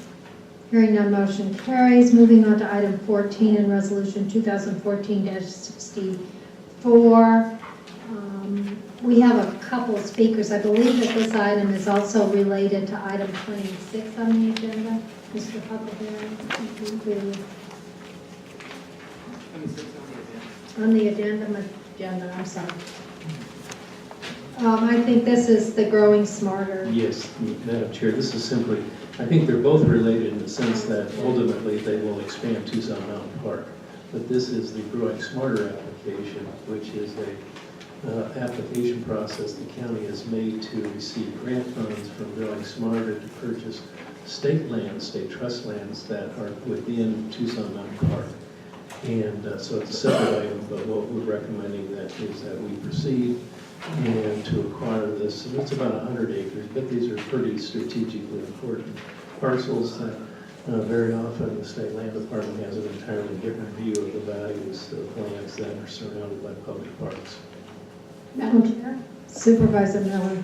I got the report yesterday that came up from Mr. Burke, and we're talking about, he states that he's expecting a $1 million transfer from the parking garage to this fund, and this is from the J.W. Marriott Fund, and it's an environmental fund. I was just going to ask Mr. Huckleberry if he could explain that. Is it a percentage that we get of their sales, and then and the same thing with the parking garage, or is it flat fee that we get on an annual basis? Yes, Madam Chair, what we're doing is two different transactions here. The first is simply lending excess parking garage funds to the capital improvements fund so that we have the cash in the bank to make this payment when it comes due at public auction. And the second thing we're doing is ensuring in a transfer transaction that that parking garage fund gets repaid with Star Pass environmental enhancement funds with interest when there's cash that's sufficient in that fund. We have this environmental enhancement Star Pass fund is really equivalent to 2% of what a sales tax would be on the transactions that occur at Star Pass. Historically, it's shared in the first 10 years, 75% to the developer and 25% to the county. What that 25% of the county has been in these first 10 years is probably on average about $250,000 a year. That switches, that transfers on January of 2015. The county begins receiving 75% of the fund for the next 10 years. And our estimate of that revenue is about anywhere from $800,000 on a bad year to $1 million a year on a typical year at Star Pass for the next 10 years.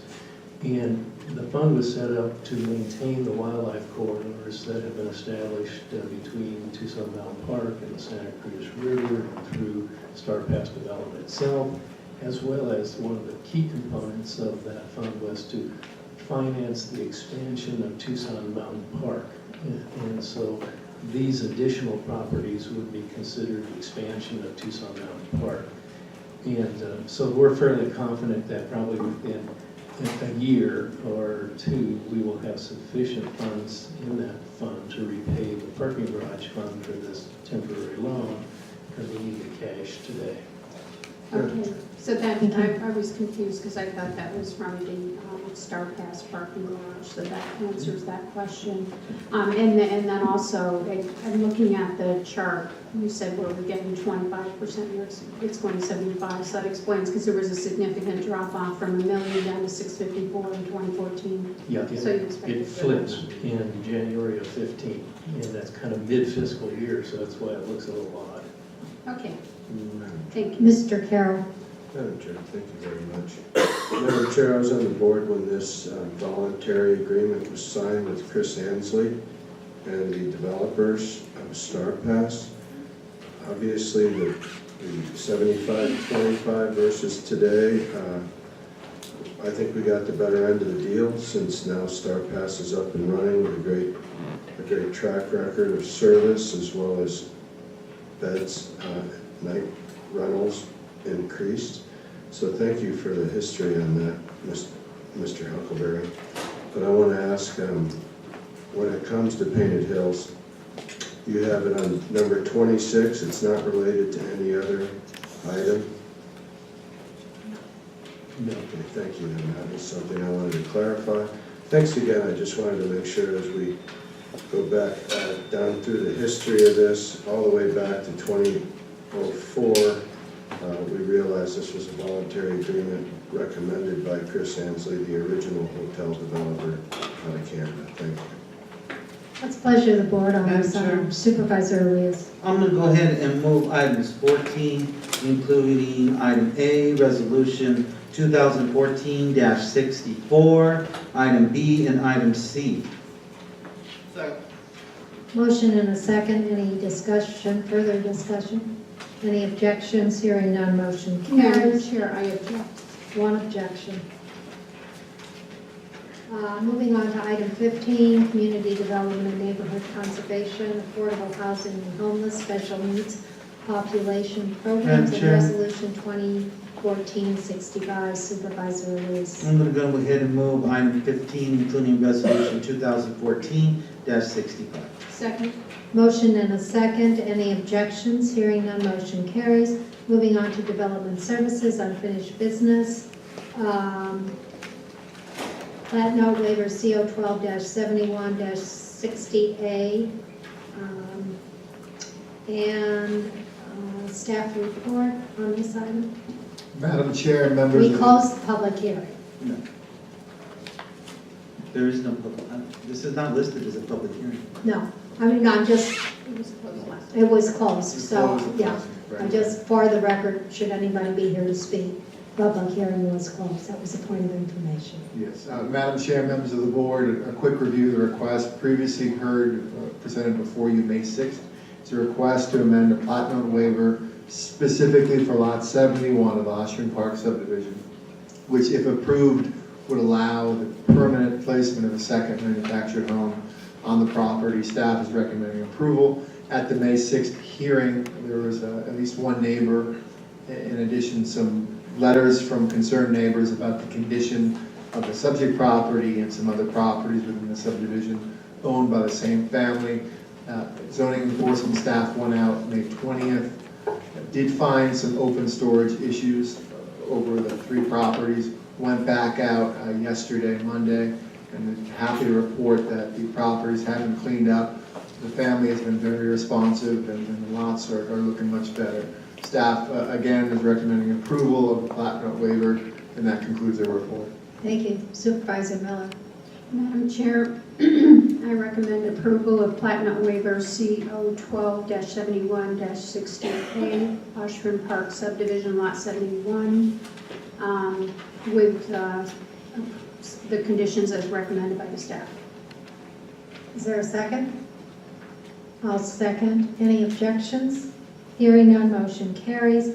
Moving on to hearings, franchises, license permits, items 17 through 25, and I will note that several of them are fireworks permits. Supervisor Ali, this is a hearing. Is there anyone who wishes to address us on these items at this time? If not, Supervisor Elias. Thank you, Madam Chair. And seeing no one come forward at this time to address us on any of these items, I move that we approve items 17 through 25. with a caveat with the fireworks permits that ultimately, if there's any disapproval from fire district chiefs in the areas related to this, that those permits be held in abeyance and those performances not be allowed to take place. And close public hearing. And I was just going to say, let's close the public hearing too. Second. Motion and a second to approve those items. Any discussion? Any objection? Hearing none, motion carries. Moving on to item 26, an ordinance 2014-31. Madam Chair, do we have speakers on? No. Yes. Oh, yes, we do. Okay, let's see. No, that's the wrong, isn't this the 26? Painted Hills, okay. For some reason, I thought it was in the addendum agenda. We do have speakers. Barbara Fleming.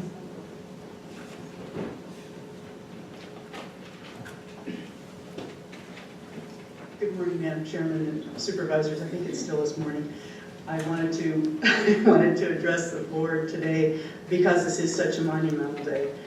It's been a long time and you have done a great job in helping to preserve the Painted Hills area. And so any monies you can find, any fees you can direct, any grants you can find to help preserve this, we all appreciate it. I'm here on behalf of the Gates Pass Area Neighborhood Association, and our members join me in thanking you eternally for preserving this property. Thank you. Thank you, Barbara. Ed Berber.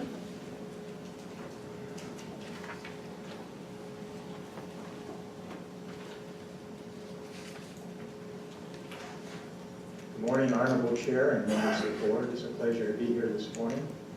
I'm currently the representative from the Tucson Mountains Association for Painted Hills and a past president. Currently also the chair of the Community Water Coalition. I'm here speaking on their behalf. You've done some great things related to Painted Hills, four of which stand out in my mind. One is you attempted to buy Painted Hills before the current owner purchased it, the Dallas Police and Fire Pension Fund. So there have been attempts using bond funding before, and I thank you for stepping up to the plate on that. Secondly, when the city stepped forward and said, well, let's try a land swap, you were supportive of that. Let's see what we can do. Let's see if we can work something out. That didn't work out, but that's okay. Thirdly, and importantly, you came up with a concept plan that links Painted Hills to Tucson Mountains Park. It's an outstanding community park, and we are very pleased that it will be connected to Tucson Mountains Park. Lastly, you took an opportunity and you negotiated a deal. And finally, the pension fund stepped forward with an offer, which the county responded to. Now, it's not just one person standing up here with a couple of organizations. We had 2 public forums last year to demonstrate the community's resolve on this. 125 people showed up. We sent you a summary. This is about last August. Every single person said the Painted Hills should be preserved. So this morning, we ask you to approve $3.5 million of bond funding to be used for the purchase of Painted Hills. And we thank you. She said eternally, I think it's a legacy, frankly, for our community. And really, we appreciate it. Thank you. Madam Chair. Supervisor Miller. Well, I respect the fact that this land should be preserved, and I think it's a good thing. However, my biggest concern is that it's going to be $8.3 million with the interest. And we're putting $3 million towards the purchase of this parcel by moving bond funds, which is violating the trust of the voters. And there's no guarantee, and it looks unlikely we'll get any more money from the J.W. Marriott Fund. I mean, there's no guarantee we're going to get it. That's what's said in the background material. And then if the bond doesn't pass, we end up with taxpayers having to make 5 annual payments of over $1 million each, which is another $5.3 million to pay out of the general fund if we don't get that bond passage. Those are my main concerns. I respect the fact, and I like the fact that it's being preserved. However, I cannot support it due to these reasons. Thank you. Thank you. Mr. Huckleberry, I think there's some misinformation here. Can you correct it? Yes, Madam Chair and members of the board. There have been at least, and now this is the second public hearing with regard to the allocation of open space bond funds. The open space bond question in the bond ordinance amendment established a very rigorous process for reallocation, or we'll say looking at changing particular funding sources for open space. In this particular case, these are community open space bonds that were earmarked for properties that are adjacent to Tucson Mountain Park at 36th Street, and they're simply being reallocated with the advice and consent of the City Council through a public hearing process that occurred last night. And so there have been no public objections to the reallocation of the community open space bonds that were for Tucson Mountain Park but further south to now Tucson Mountain Park at Painted Hills. The source of revenues is obviously the purchase price when you assume interest will be over $8 million. 3.5 of that, or 3.55, is actually the bond funds that are being allocated based on this bond ordinance amendment. That leaves roughly $4.5 million. We do not have a purchase agreement to provide to the board, but when we do, we'll show you the fiscal analysis that says that quite likely the StarPass Environmental Fund can pay the full amount if there is no bond authorization, for example, in November of 15 to make these payments. And I think if you start doing the math, again, we have 10 years of the Environmental Enhancement Fund that's going to be ranging from $800,000 to $1 million. And so when you prioritize the allocations of those funds for Tucson Mountain Park expansion, I think this stands pretty high on that priority list, if not highest on that priority list. So I think the Environmental Enhancement Fund is a great backup if there's no bond authorization in November of 15. Thank you, Mr. Huckleberry. Mr. Elias. Madam Chair, I just want to say thank you to all the folks who have continued to work on this, and I think we have another speaker that has a card over here, but I do want to say thank you to everybody. Yeah, let me double check. Do we have it? We don't have it. Oh. That's okay, I'll go ahead. You know what, I'll just hold on my comments until after Carolyn speaks, but I'd appreciate to have the floor back, Madam Chair. Thank you. I'll hold back. Madam Chair, members of the board, I wasn't planning on speaking. Do support this item, but I wanted to provide a little more clarification on the funding. In addition to what Mr. Huckleberry said, for Supervisor Miller's question, the Painted Hills, there was actually funding in the last two bonds for Painted Hills. In 1997, there was $1.8 million that was allocated to Painted Hills. It got spent elsewhere because there were no willing sellers at the time. And then in the 2004 bond, Painted Hills was on again at the cost of $4.5 million was allocated.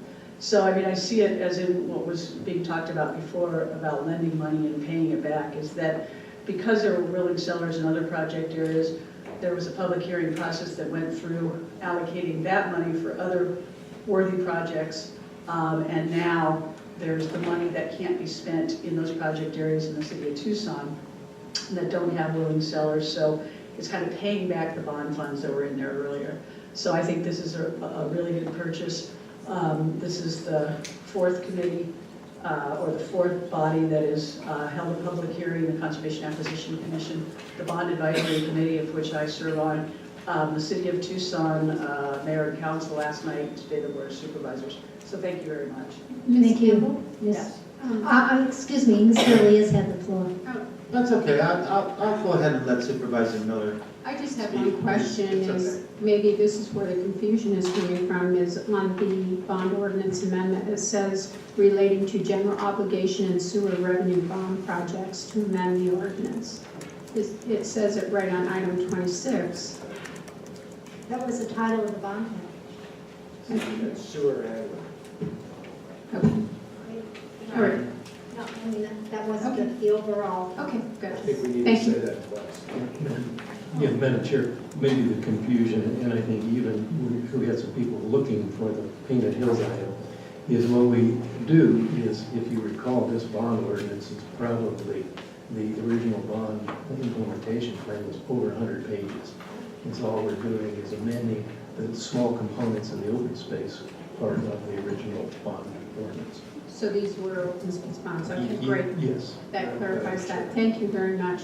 Thank you, Supervisor Miller. Supervisor Elias. Yeah, Madam Chair, I just wanted to say, you know, Pima County has a profound history of land conservation. You know, the feds as well here in southern Arizona, the establishment of the Coronado National Forest in 1906 began all of that, and it's a profound effect on all of us. The most important decision made by the Pima County Board of Supervisors in its history undoubtedly was the creation of Tucson Mountain Park in 1937, because it's really dictated the way the West Foothills have been developed.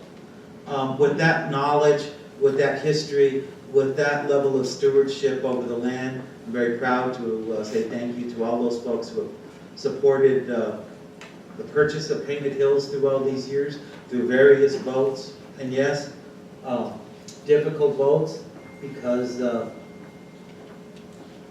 we put ourselves in debt to preserve the place that we live for future generations. I don't think that's a bad thing to do. I think that's a courageous vote to make. I'm proud of the people who voted for that in both those bond elections, and the people who are going to support this today, Coalition for Sonoran Desert Protection, Gates Pass Neighborhood Association, Tucson Mountain Neighborhood Association.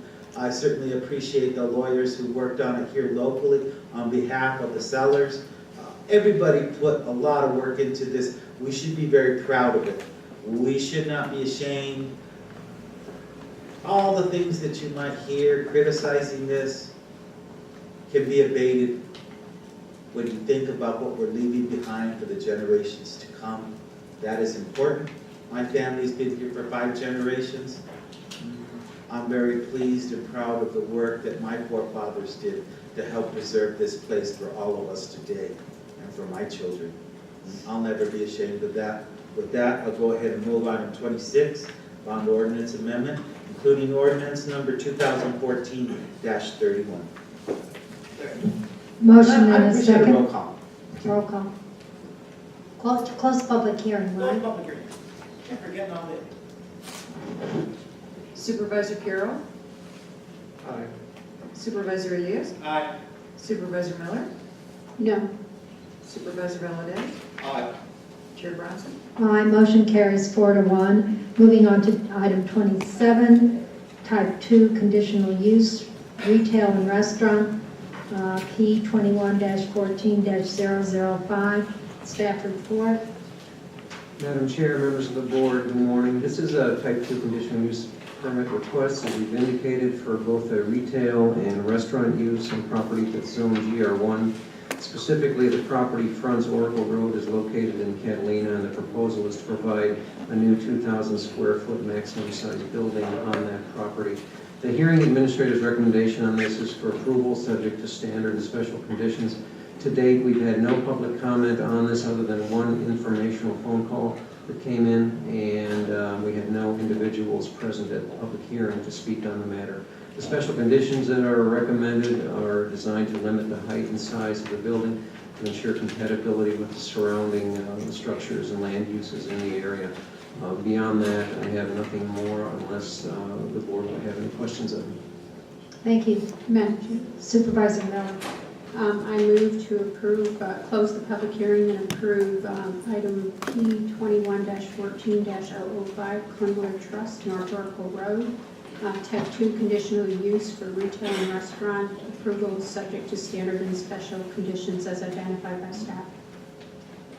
I'll second. Discussion? Objections? Hearing none, motion carries unanimously. Moving on to transportation and traffic ordinances 2014-32 through 34. These are hearings. Does anybody wish us to address us on these items? Supervisor Elias. Madam Chair, I move to close the public hearing first off and approve items 28, 29, and 30, including ordinances number 2014-32, 33, and 34. Motion and a second. Discussion? Objections? Hearing none, motion carries. Moving on to the addendum agenda and item number 7. a board of supervisors sitting as other boards, library district board, what's the pleasure of the board? Madam Chair, before we get into the agenda, could we take a break for 5 minutes, give our folks a chance to rest their fingers for a minute?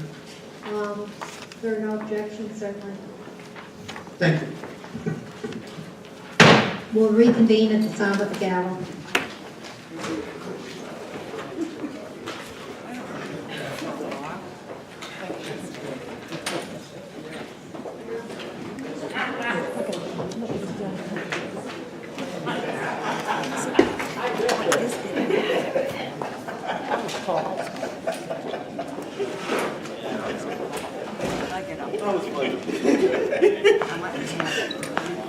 Hey guys. How are you? I'm down. Doing well, he's waiting for the third.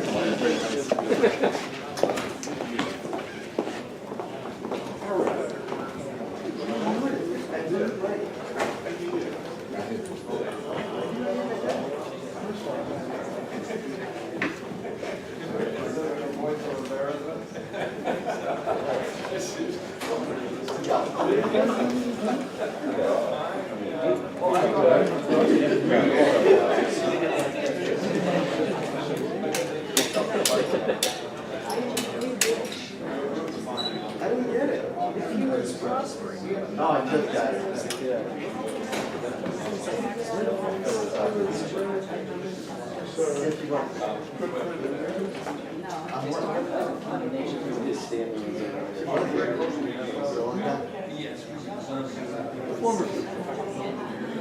Don't say good much, yes.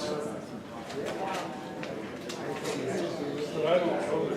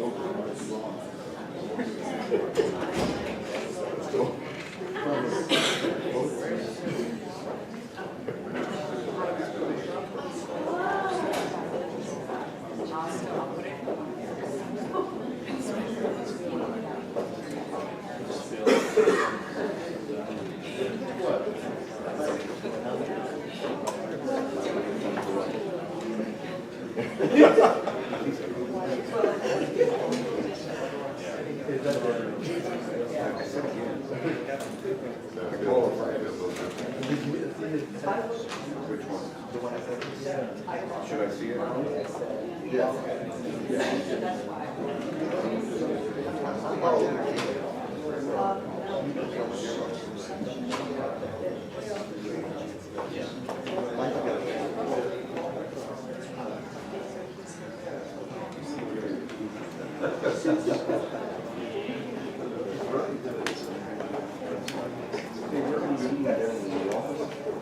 Yeah, oh, that's a good question, I don't know. That's on 1 o'clock? Yeah.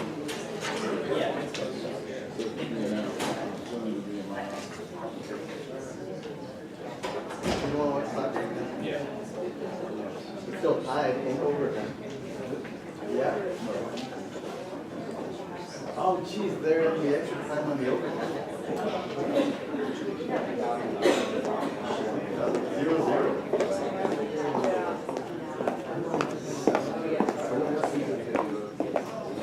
Oh, they go to that. Yeah. A lot of shots. Yeah.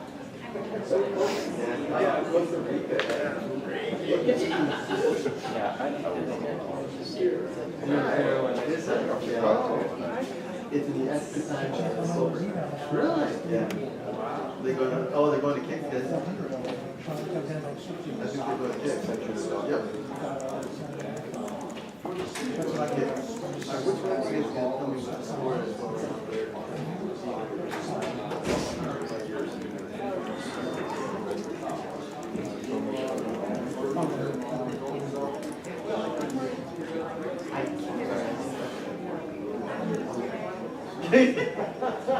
Come on. You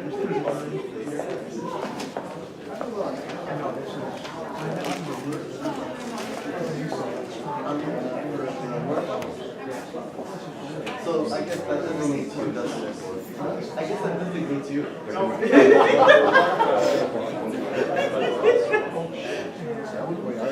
You understand you just did that, right?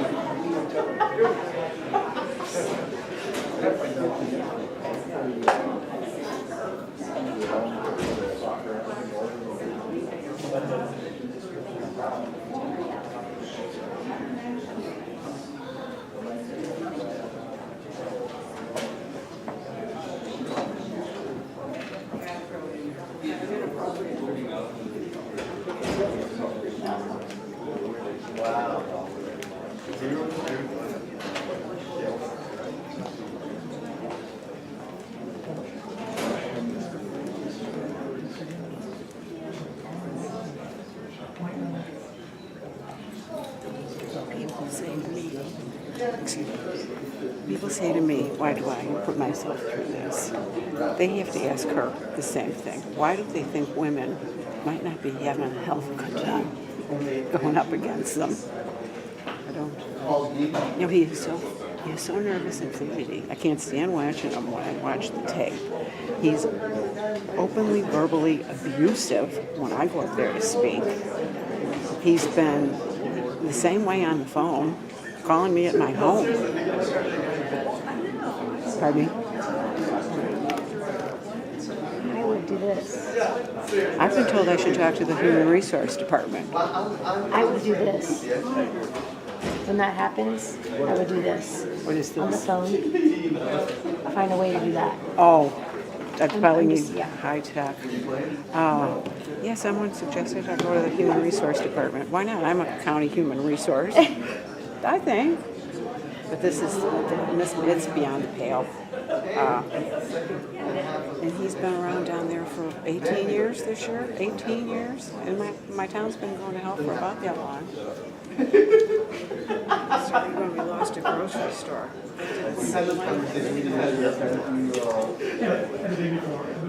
It was preemptive strike, basically. Channel 11, what's their interest? Which is what? Channel Fox 11. They're always here. Fox 11. They're always here? He always gets the Chuck Berry's opinion and But I can just go Connie about. Chuck. What do you think I'm standing? Kids smile in the moment. And before the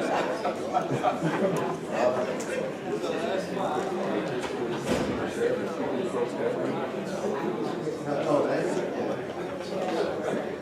you know who it is?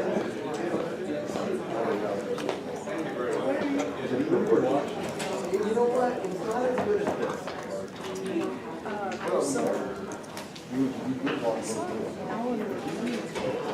Was it low bid out? No. Because it's not as good as this. Well, first of all, this is on all the time.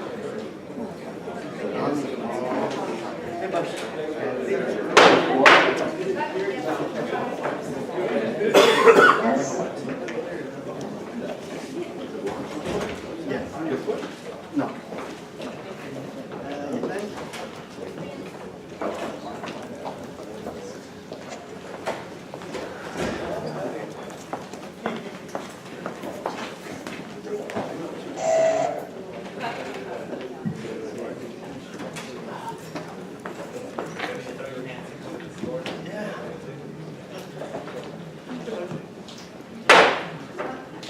Again, good morning. We are back in the meeting, reconvening the meeting, and we are now on the addendum agenda, item 7, Board of Supervisors sitting as other boards, Library District Board. This item needs to be considered together with item 8, Board of Supervisors sitting as the Board of Supervisors, and under County Administrator, Microsoft Enterprise and Academic Licenses Agreements. What's Madam pleasure? Chair? Supervisor Elias. Do we need to make separate motions on both of these, just for clarity's sake? Mr. Carroll, Mr. Strong. Since one is sitting as one board and one is sitting as another board. I think it's clear, sometimes the board does that, occasionally you need an already cleared on the record. I don't think it's Okay. necessary. Thank you. I always take the conservative approach, however, and do it separately. Supervisor Elias. Madam Chair, I'll go ahead and move Library District Board item number 7. Second. Motion and a second. Objections? Hearing none, motion carries. Item 8. Madam Chair, Supervisor Elias. I'll move County Administrator item number 8 on the addendum, Microsoft Enterprise and Academic Licenses Agreement. Second. Motion and a second to approve item 8. Discussion? Objections? Hearing none, motion carries. Item 9, Budget Decision Package G, Wildcat Dump Enforcement Allocation. What's the pleasure of the board? Madam Chair, Supervisor Elias. I'm going to go ahead and move item 9, Budget Decision Package G, Wildcat Dump Enforcement Allocation. Just wanted to also comment, extremely important work to all of us. Second. Motion and a second to approve item 9 and Wildcat Dump Enforcement Allocation. Objections? Hearing none, motion carries. Item 10, update on Star Valley requirements and recommended process for initiating county's option to replat. We have one speaker, David Godlewski. Is he? Oh, there you are. You were hiding. Good morning, Madam Chair, members of the board. David Godlewski, I'm the president of the Southern Arizona Home Builders Association. Thank you for the opportunity to speak with you today. SAVA represents about 350 members and approximately 5,000 employees in the home building and associated professions. I'm here today to talk about the policy before you regarding the assurance agreements, time extensions for those agreements, and the replatting process, which will undoubtedly have an impact on our members. I have had the opportunity to speak to Mr. Carmine DeBonis yesterday, who gave me a very detailed briefing on what the proposed policy entails, and I certainly understand why this particular item is being considered. We haven't had what I think is the appropriate amount of time to keep our members informed about the change that is taking place and determine the specific extent of how this may impact them. So I would ask for some additional time to review that policy. Perhaps a 30-day continuance would be in order with respect to the policy so that we can do our due diligence. Typically, when an item of this nature comes up, that we invite a representative from the jurisdictions to come in and give a presentation to our tech committee, or we'll have a one-off stakeholder group with that same type of representation to go to do some question and answers. Until we haven't had an opportunity to do that, I can't comment or provide any type of formal position from the association. The other thing that I would be interested in, some of the supporting documentation reference, there are about 67 projects that may be affected by this, or up to 67. It would be helpful for us to know, who those 67 applicants or projects are, so that we may have an opportunity, if there are members, to specifically seek their input and guidance, so we could come back and have a more informed decision or opinion on this matter. And I would thank you in advance for your consideration of additional time. I'd be happy to answer any questions. Thank you, Mr. Godlewski. Mr. Huckleberry, did you want to make a comment? Yes, Madam Chair, members of the board, what I'd recommend is the board approve this process. It's really establishing a due process with regard to developments that for some reason or another cannot proceed. It's really a disclosure process so that it protects an innocent buyer from basically acquiring a piece of property that they can't fully develop or do what they've been represented they could do with a plat that exists on record at the county recorder's office. We certainly, the board, this is a policy, and obviously there's nothing that would prevent, and I would suggest that our staff follow up with the home builders, get their input, and if their input is such that we need to amend it, we will come back and visit it, and it's just simply a matter of putting on the agenda, noticing it, and enacting. So I'd suggest that we proceed as recommended, and with the understanding that if there are substantial changes that come from the meetings with SABA, that will bring it back for the board's action. Thank you. And my understanding, since this is not a hearing and this is not an ordinance amendment, that it's an internal policy piece, that there'll be ample opportunity for SABA to have make their concerns heard should there be some. With that, it's a pleasure of the board. Madam Chair? Supervisor Miller. I just had a few comments on some of the documentation I've gotten regarding this whole Star Valley. It's kind of a mess, and I know it's been going on since 1987. I got documents from 2002, and one document was submitted by the developer, and then it was responded to by Pima County Development Services, I believe, Mr. Goff.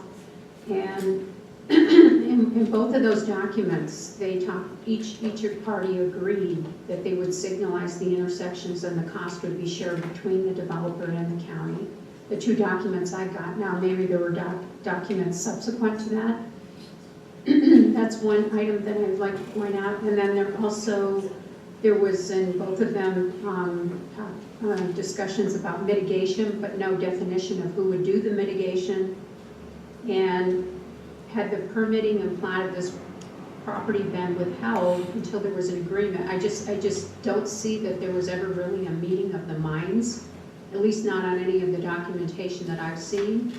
That I think that it evolved over time, and so I see a lot of issues on this, and I know we're talking about directing staff to actually go and put in the lighting at the cost of the developer. And I have two documents, one from the developer and one from the county, that say they'll split the cost, and I have them right here. These were documents that we received just this week. And then the other thing is that, they had in their document, as I said earlier, there was no ever real meeting of the minds on this, at least in the documentation that I saw. And so those are concerns that I have, that I think that could lead us in a bad direction. I know this has been probably trying to work this out for some period of time. I don't know the exact amount of time. I'm not real familiar with this. It's come up a couple of times since I've been here. Mr. Huckleberry, just how long has this been going on, and is it the negotiation process completely broken down at this point? Madam Chair and Supervisor Miller, the requirements, and one of the things is the county staff has written the developer a number of letters asking for information on what the developer will do or not do. And that developer, through his representatives, has not provided any information to the county or county staff. And so we would, I think, enjoy seeing what the developer has provided to you, so we can actually then determine what his position is. And there's two positions. One is that he's required to provide cost sharing for the signalization, or the temporary signalization at the intersection of the primary entrance, and he's then to provide the full cost of extending a secondary roadway to Valencia. And those are the kind of things we've been trying to get some commitments out of, and get absolutely no response out of the developer. And a failure to do those things is, in addition to other items as listed in the material, is the grounds for actually unsubdividing the lands, so that we can't have more impacts and more people being distressed because of the lack of these improvements. Mr. Huckleberry, this document was sent to Pima County to a Mr. Ben Goff on October 30th, 2002, and it was McGovern McVitie Lodge and Associates on behalf of the developer. And we got this from the staff. I believe Cheryl got it from Development Services. It was CC to John Bernal, and there was a response back, but there was never, it didn't seem like there was ever any resolution reached, and this came from county staff, and I'd be happy to share it. But that was the, and there was, they went back and forth, but they never really came to any agreement, is what I see. Madam Chair, I think what you have is the older documents that the ultimate response from the owner's representative, which was the same engineering firm, indicated concurrence with all of the terms and conditions, and that was the agreement. Now, as we've said before, that was how we did business in those days, and typically, this is the first instance, and that's why we had to develop the policy. We've had a developer default on the terms and conditions, and so it's a matter of, this is the very first specific plan within Pima County, and therefore, normally how we do business today, we have a signed development agreement. In this particular case, we don't, but the representations were still made. They were still valid, and they were still agreed to by the owner's representative. The two documents I have were the October 28th that was sent by Pima County regarding this, and then they responded back with some different opinions and different items. So that's what I have. The first one was sent from Pima County on October 28th, and October 30th, this one, the Government Committee and Lodge and Associates responded back to Pima County with a different set of conditions. So that's what we were given by the staff. So that's where all the confusion, I think, lies with this, is that I just don't believe there was ever a meeting of the minds. I agree that we need a policy finally to get something straight, and I understand that in the past that just wasn't something that was done. I just wanted to make those points. Thank you. Madam Chair. Mr. Huckleberry. And Supervisor, very often there's an iterative process that goes back and forth between a developer's representative and the county. And if you take a couple of documents out of the middle of that iterative process, you get a kind of different picture. The last document in that iterative process was the owner's representative agreeing to the terms and conditions of the county, which are now not being met. Okay, we asked for all documentation related to this, and this is what we were provided. So, thank you. What's the pleasure of the board? If there are no further questions? Madam Chair, Supervisor Elias. I'm going to go ahead and move items 10, A, B, and C, and D. It's a difficult situation. At best, everybody understands that. It's an unusual circumstance to have transpire, and I'm sure we'll have continuing conversations with Sal about this item. That's not the point. But it is specific to folks who have purchased homes already there in Star Valley and protecting their interests as well. I think it protects everybody's interest. I agree, yes, that's better said. And clarifies the process, so we don't have these misunderstandings again. There's a motion and a second on the floor. Any further discussion? Any objections? Madam Chair, I do have to object. I think having a process in place, I approve that. I think that's great. And really, it's really just the documentation that I've gotten that shows there was never really a meeting of the minds. So I will be voting no as a result of that. Thank you. There's one no vote. Any further or any other objections? Hearing none, motion carries 4-1. Moving on to Human Resources, item 11, meet and confer MOU. What's the pleasure of the board? Do I have a speaker? Madam Chair, I'll move the item. I know Ms. Castillo said she had to go, and she was very supportive of the meet and confer memorandum of understanding that we have on today's agenda. She did leave a statement for the record as well. Thank you. Motion and a second to approve item 11. Any discussion, any objections? Motion carries unanimously. Moving on to community development and neighborhood conservation. Items 12 and 13 in resolution 2014-69. What's the pleasure of the board? Madam Chair, I'll go ahead and move items 12 and 13, including resolution number 2014-69. Motion and a second. Objections? Hearing none, motion carries. Moving on to natural resources, parks and recreation. Item 14 in resolution 2014-70. What's the pleasure of the board? Madam Chair, I'll go ahead and move item 14, Dorcalita Mountain Park, including resolution 2014-70. Motion and a second. Any objections? Hearing none, motion carries. Moving on to contracts and awards, community services, employment and training. These are items 15 through 37. What's the pleasure of the board? Madam Chair, I'll go ahead and move items 15 through 37. These are all contracts that have been ratified previously, or voted on previously on the budget, so this is just a ratification vote.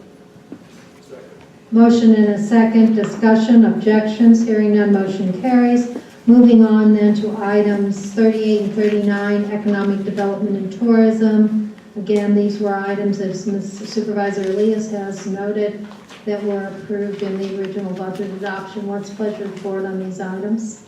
Madam Chair. Supervisor Elias. I'm going to go ahead and move items 38 and 39. And why don't we add item 40 in there as well? So Facilities management. Yeah. Okay, thank you. Second. Motion and a second to approve items 38, 39, and 40. Objections? Madam Chair, I do have some comments. Supervisor. On item 38, I do vote no, but on item 39, I had some questions about the Rita racetrack. I know we're having a new group take that over, and my question is regarding whether or not a board member will be appointed to have oversight on this horse racing committee, and regarding the previous financials on this item.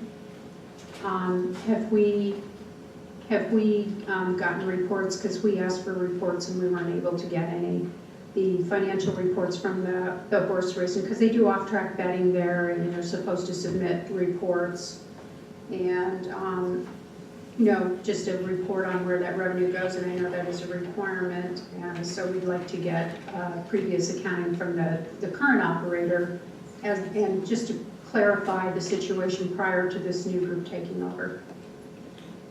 Mr. Huckleberry? Yes, Madam Chair, I think there's several questions. Board members, this is a lease with a nonprofit, and therefore, their board is their choice. So there would be no member of this board sitting on that board.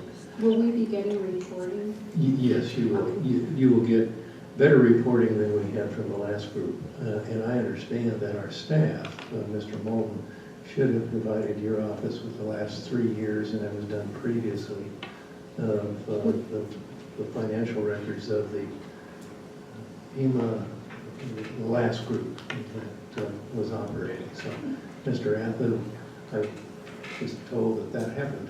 It was Madam Chair, Supervisor Miller, it's my understanding that that Mr. Moulton had sent you the financial reports for the last 3 years from the Horsemen's Association. No, we did not get those reports, but we will contact him again and hopefully we'll get them, because that's why there's a lot of confusion, is we ask for this information so that we can be prepared for the meetings, and then we come to the meetings, and so we're asking questions that we could probably already have answered if we have the reports, because it's a big concern, because Colossal Cave Park had the same issues, which I don't know whatever happened with that, but I know the financials there were a disaster when we looked at those, and I'm just real concerned. This has off-track betting, which is, very concerning, a lot of money coming in and out, and what happened to those funds and where they went. So we'll hopefully get those reports. Madam Chair. Mr. Huckleberry, just to the point, That's the past. There's nothing available at this point for Rito Racing Inc., which is the item on the agenda today. Mr. Huckleberry. Yes, Madam Chair, and that's one of the reasons why I think in this process that we went through competitively, the proposal process, that you're having a new provider, because the record keeping of the last group was a disaster, to say the least.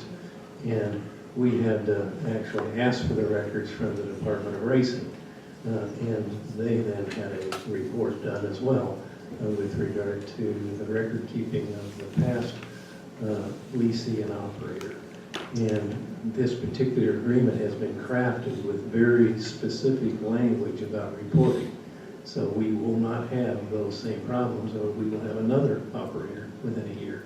So I think that they understand, and they understand the message about how we want business practices to be instituted during this process of racing and retail. Okay, thank you very much, and with that, I move to approve this item.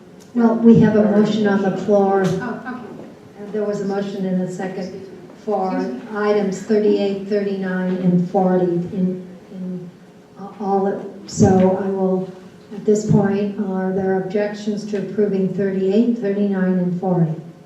Madam Chair, I object to item 38, but I approve 39 and 40. We have a motion. You have to do the... All three? Okay. So then I you will vote. say, then I'll have to vote now. Okay. Items 38, 39, and 40, we have one objection. Any further objections? Hearing none, motion carries 4-1. Moving on to, if there are no, moving on to, let's do fleet services and procurement. Items 41 and 42. What's the pleasure of the board? Madam Chair, I'll move those two items. Motion and a second. Objections? Madam Chair, again, I have to object to item 42. Unfortunately, I can't vote yes on 41, which I would like to. Make a substitute motion.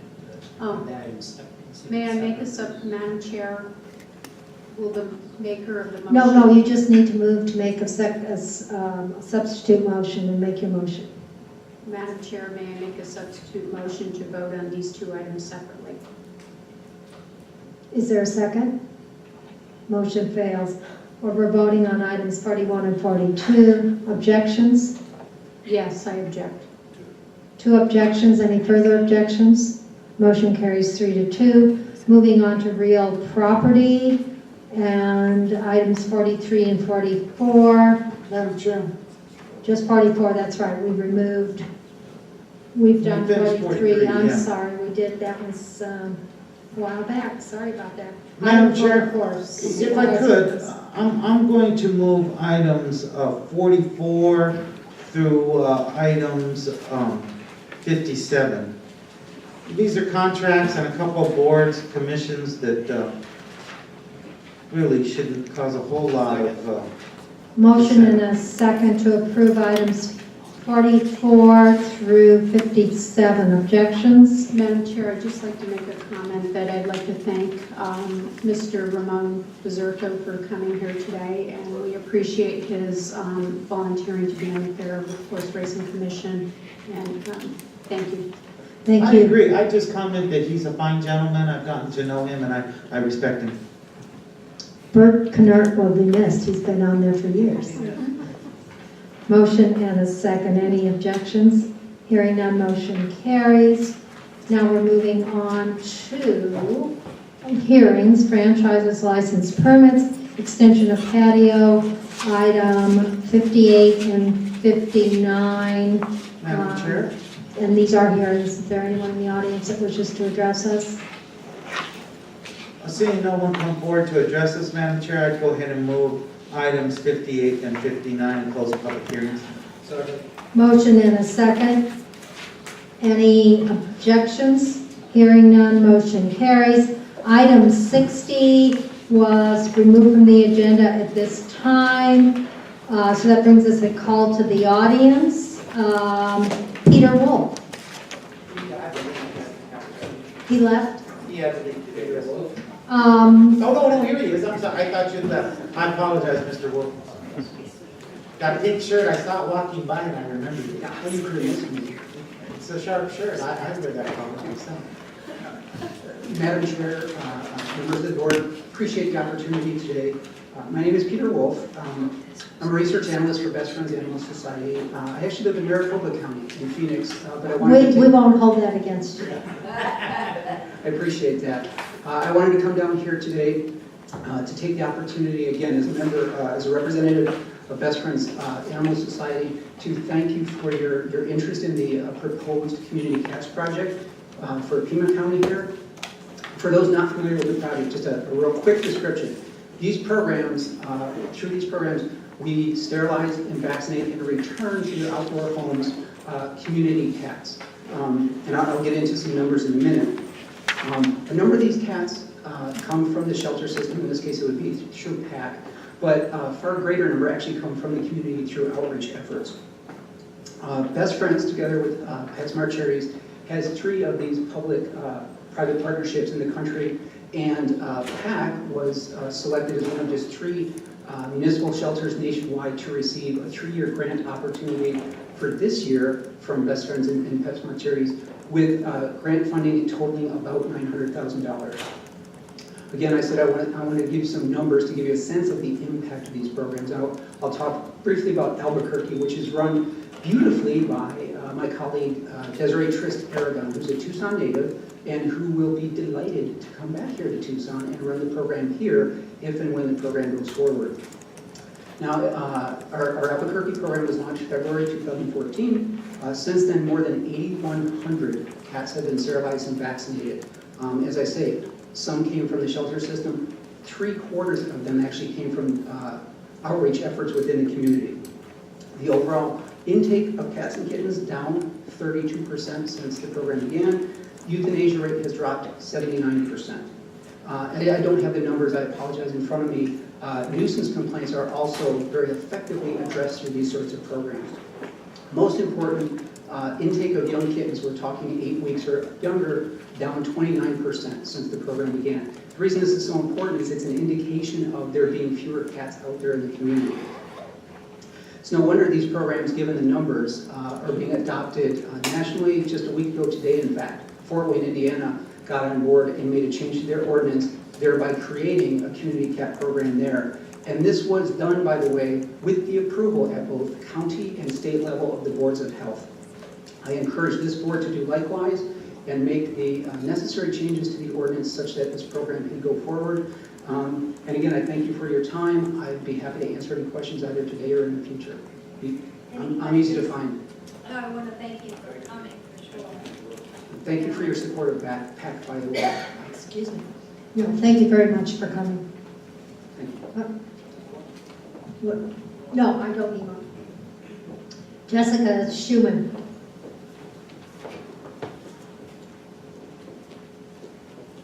Those statistics were highly motivating.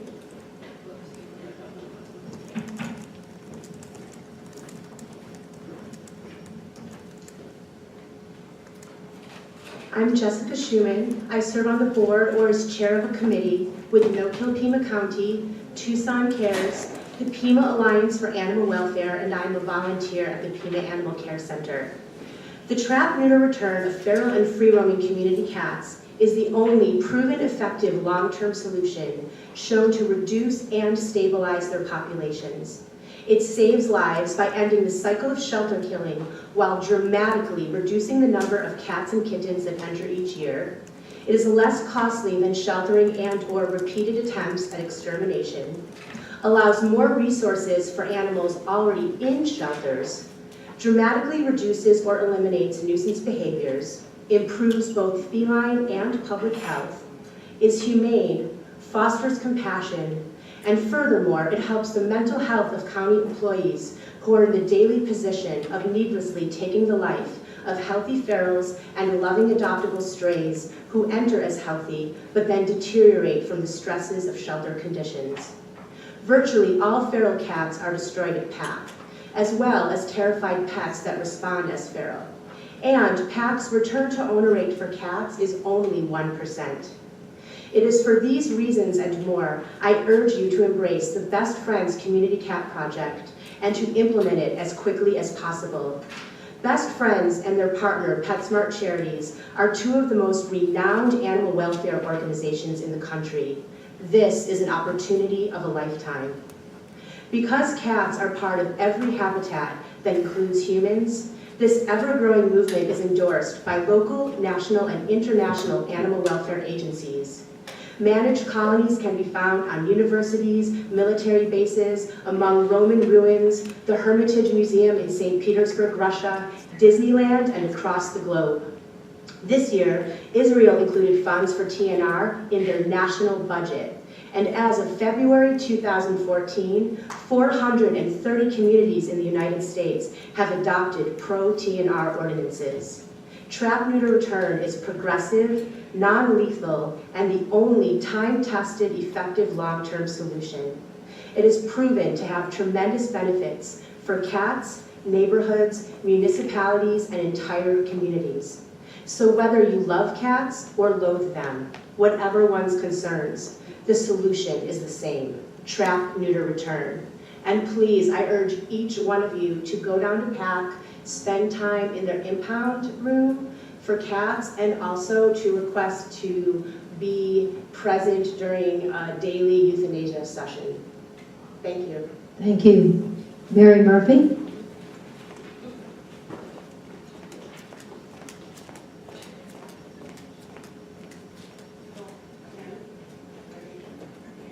Good morning, board. We're going to have a nice long month off away from each other. And as much as everybody loves to hear from me, and it's even on record, Mr. Carroll and the rude comments he can't seem to refrain from making in open mics.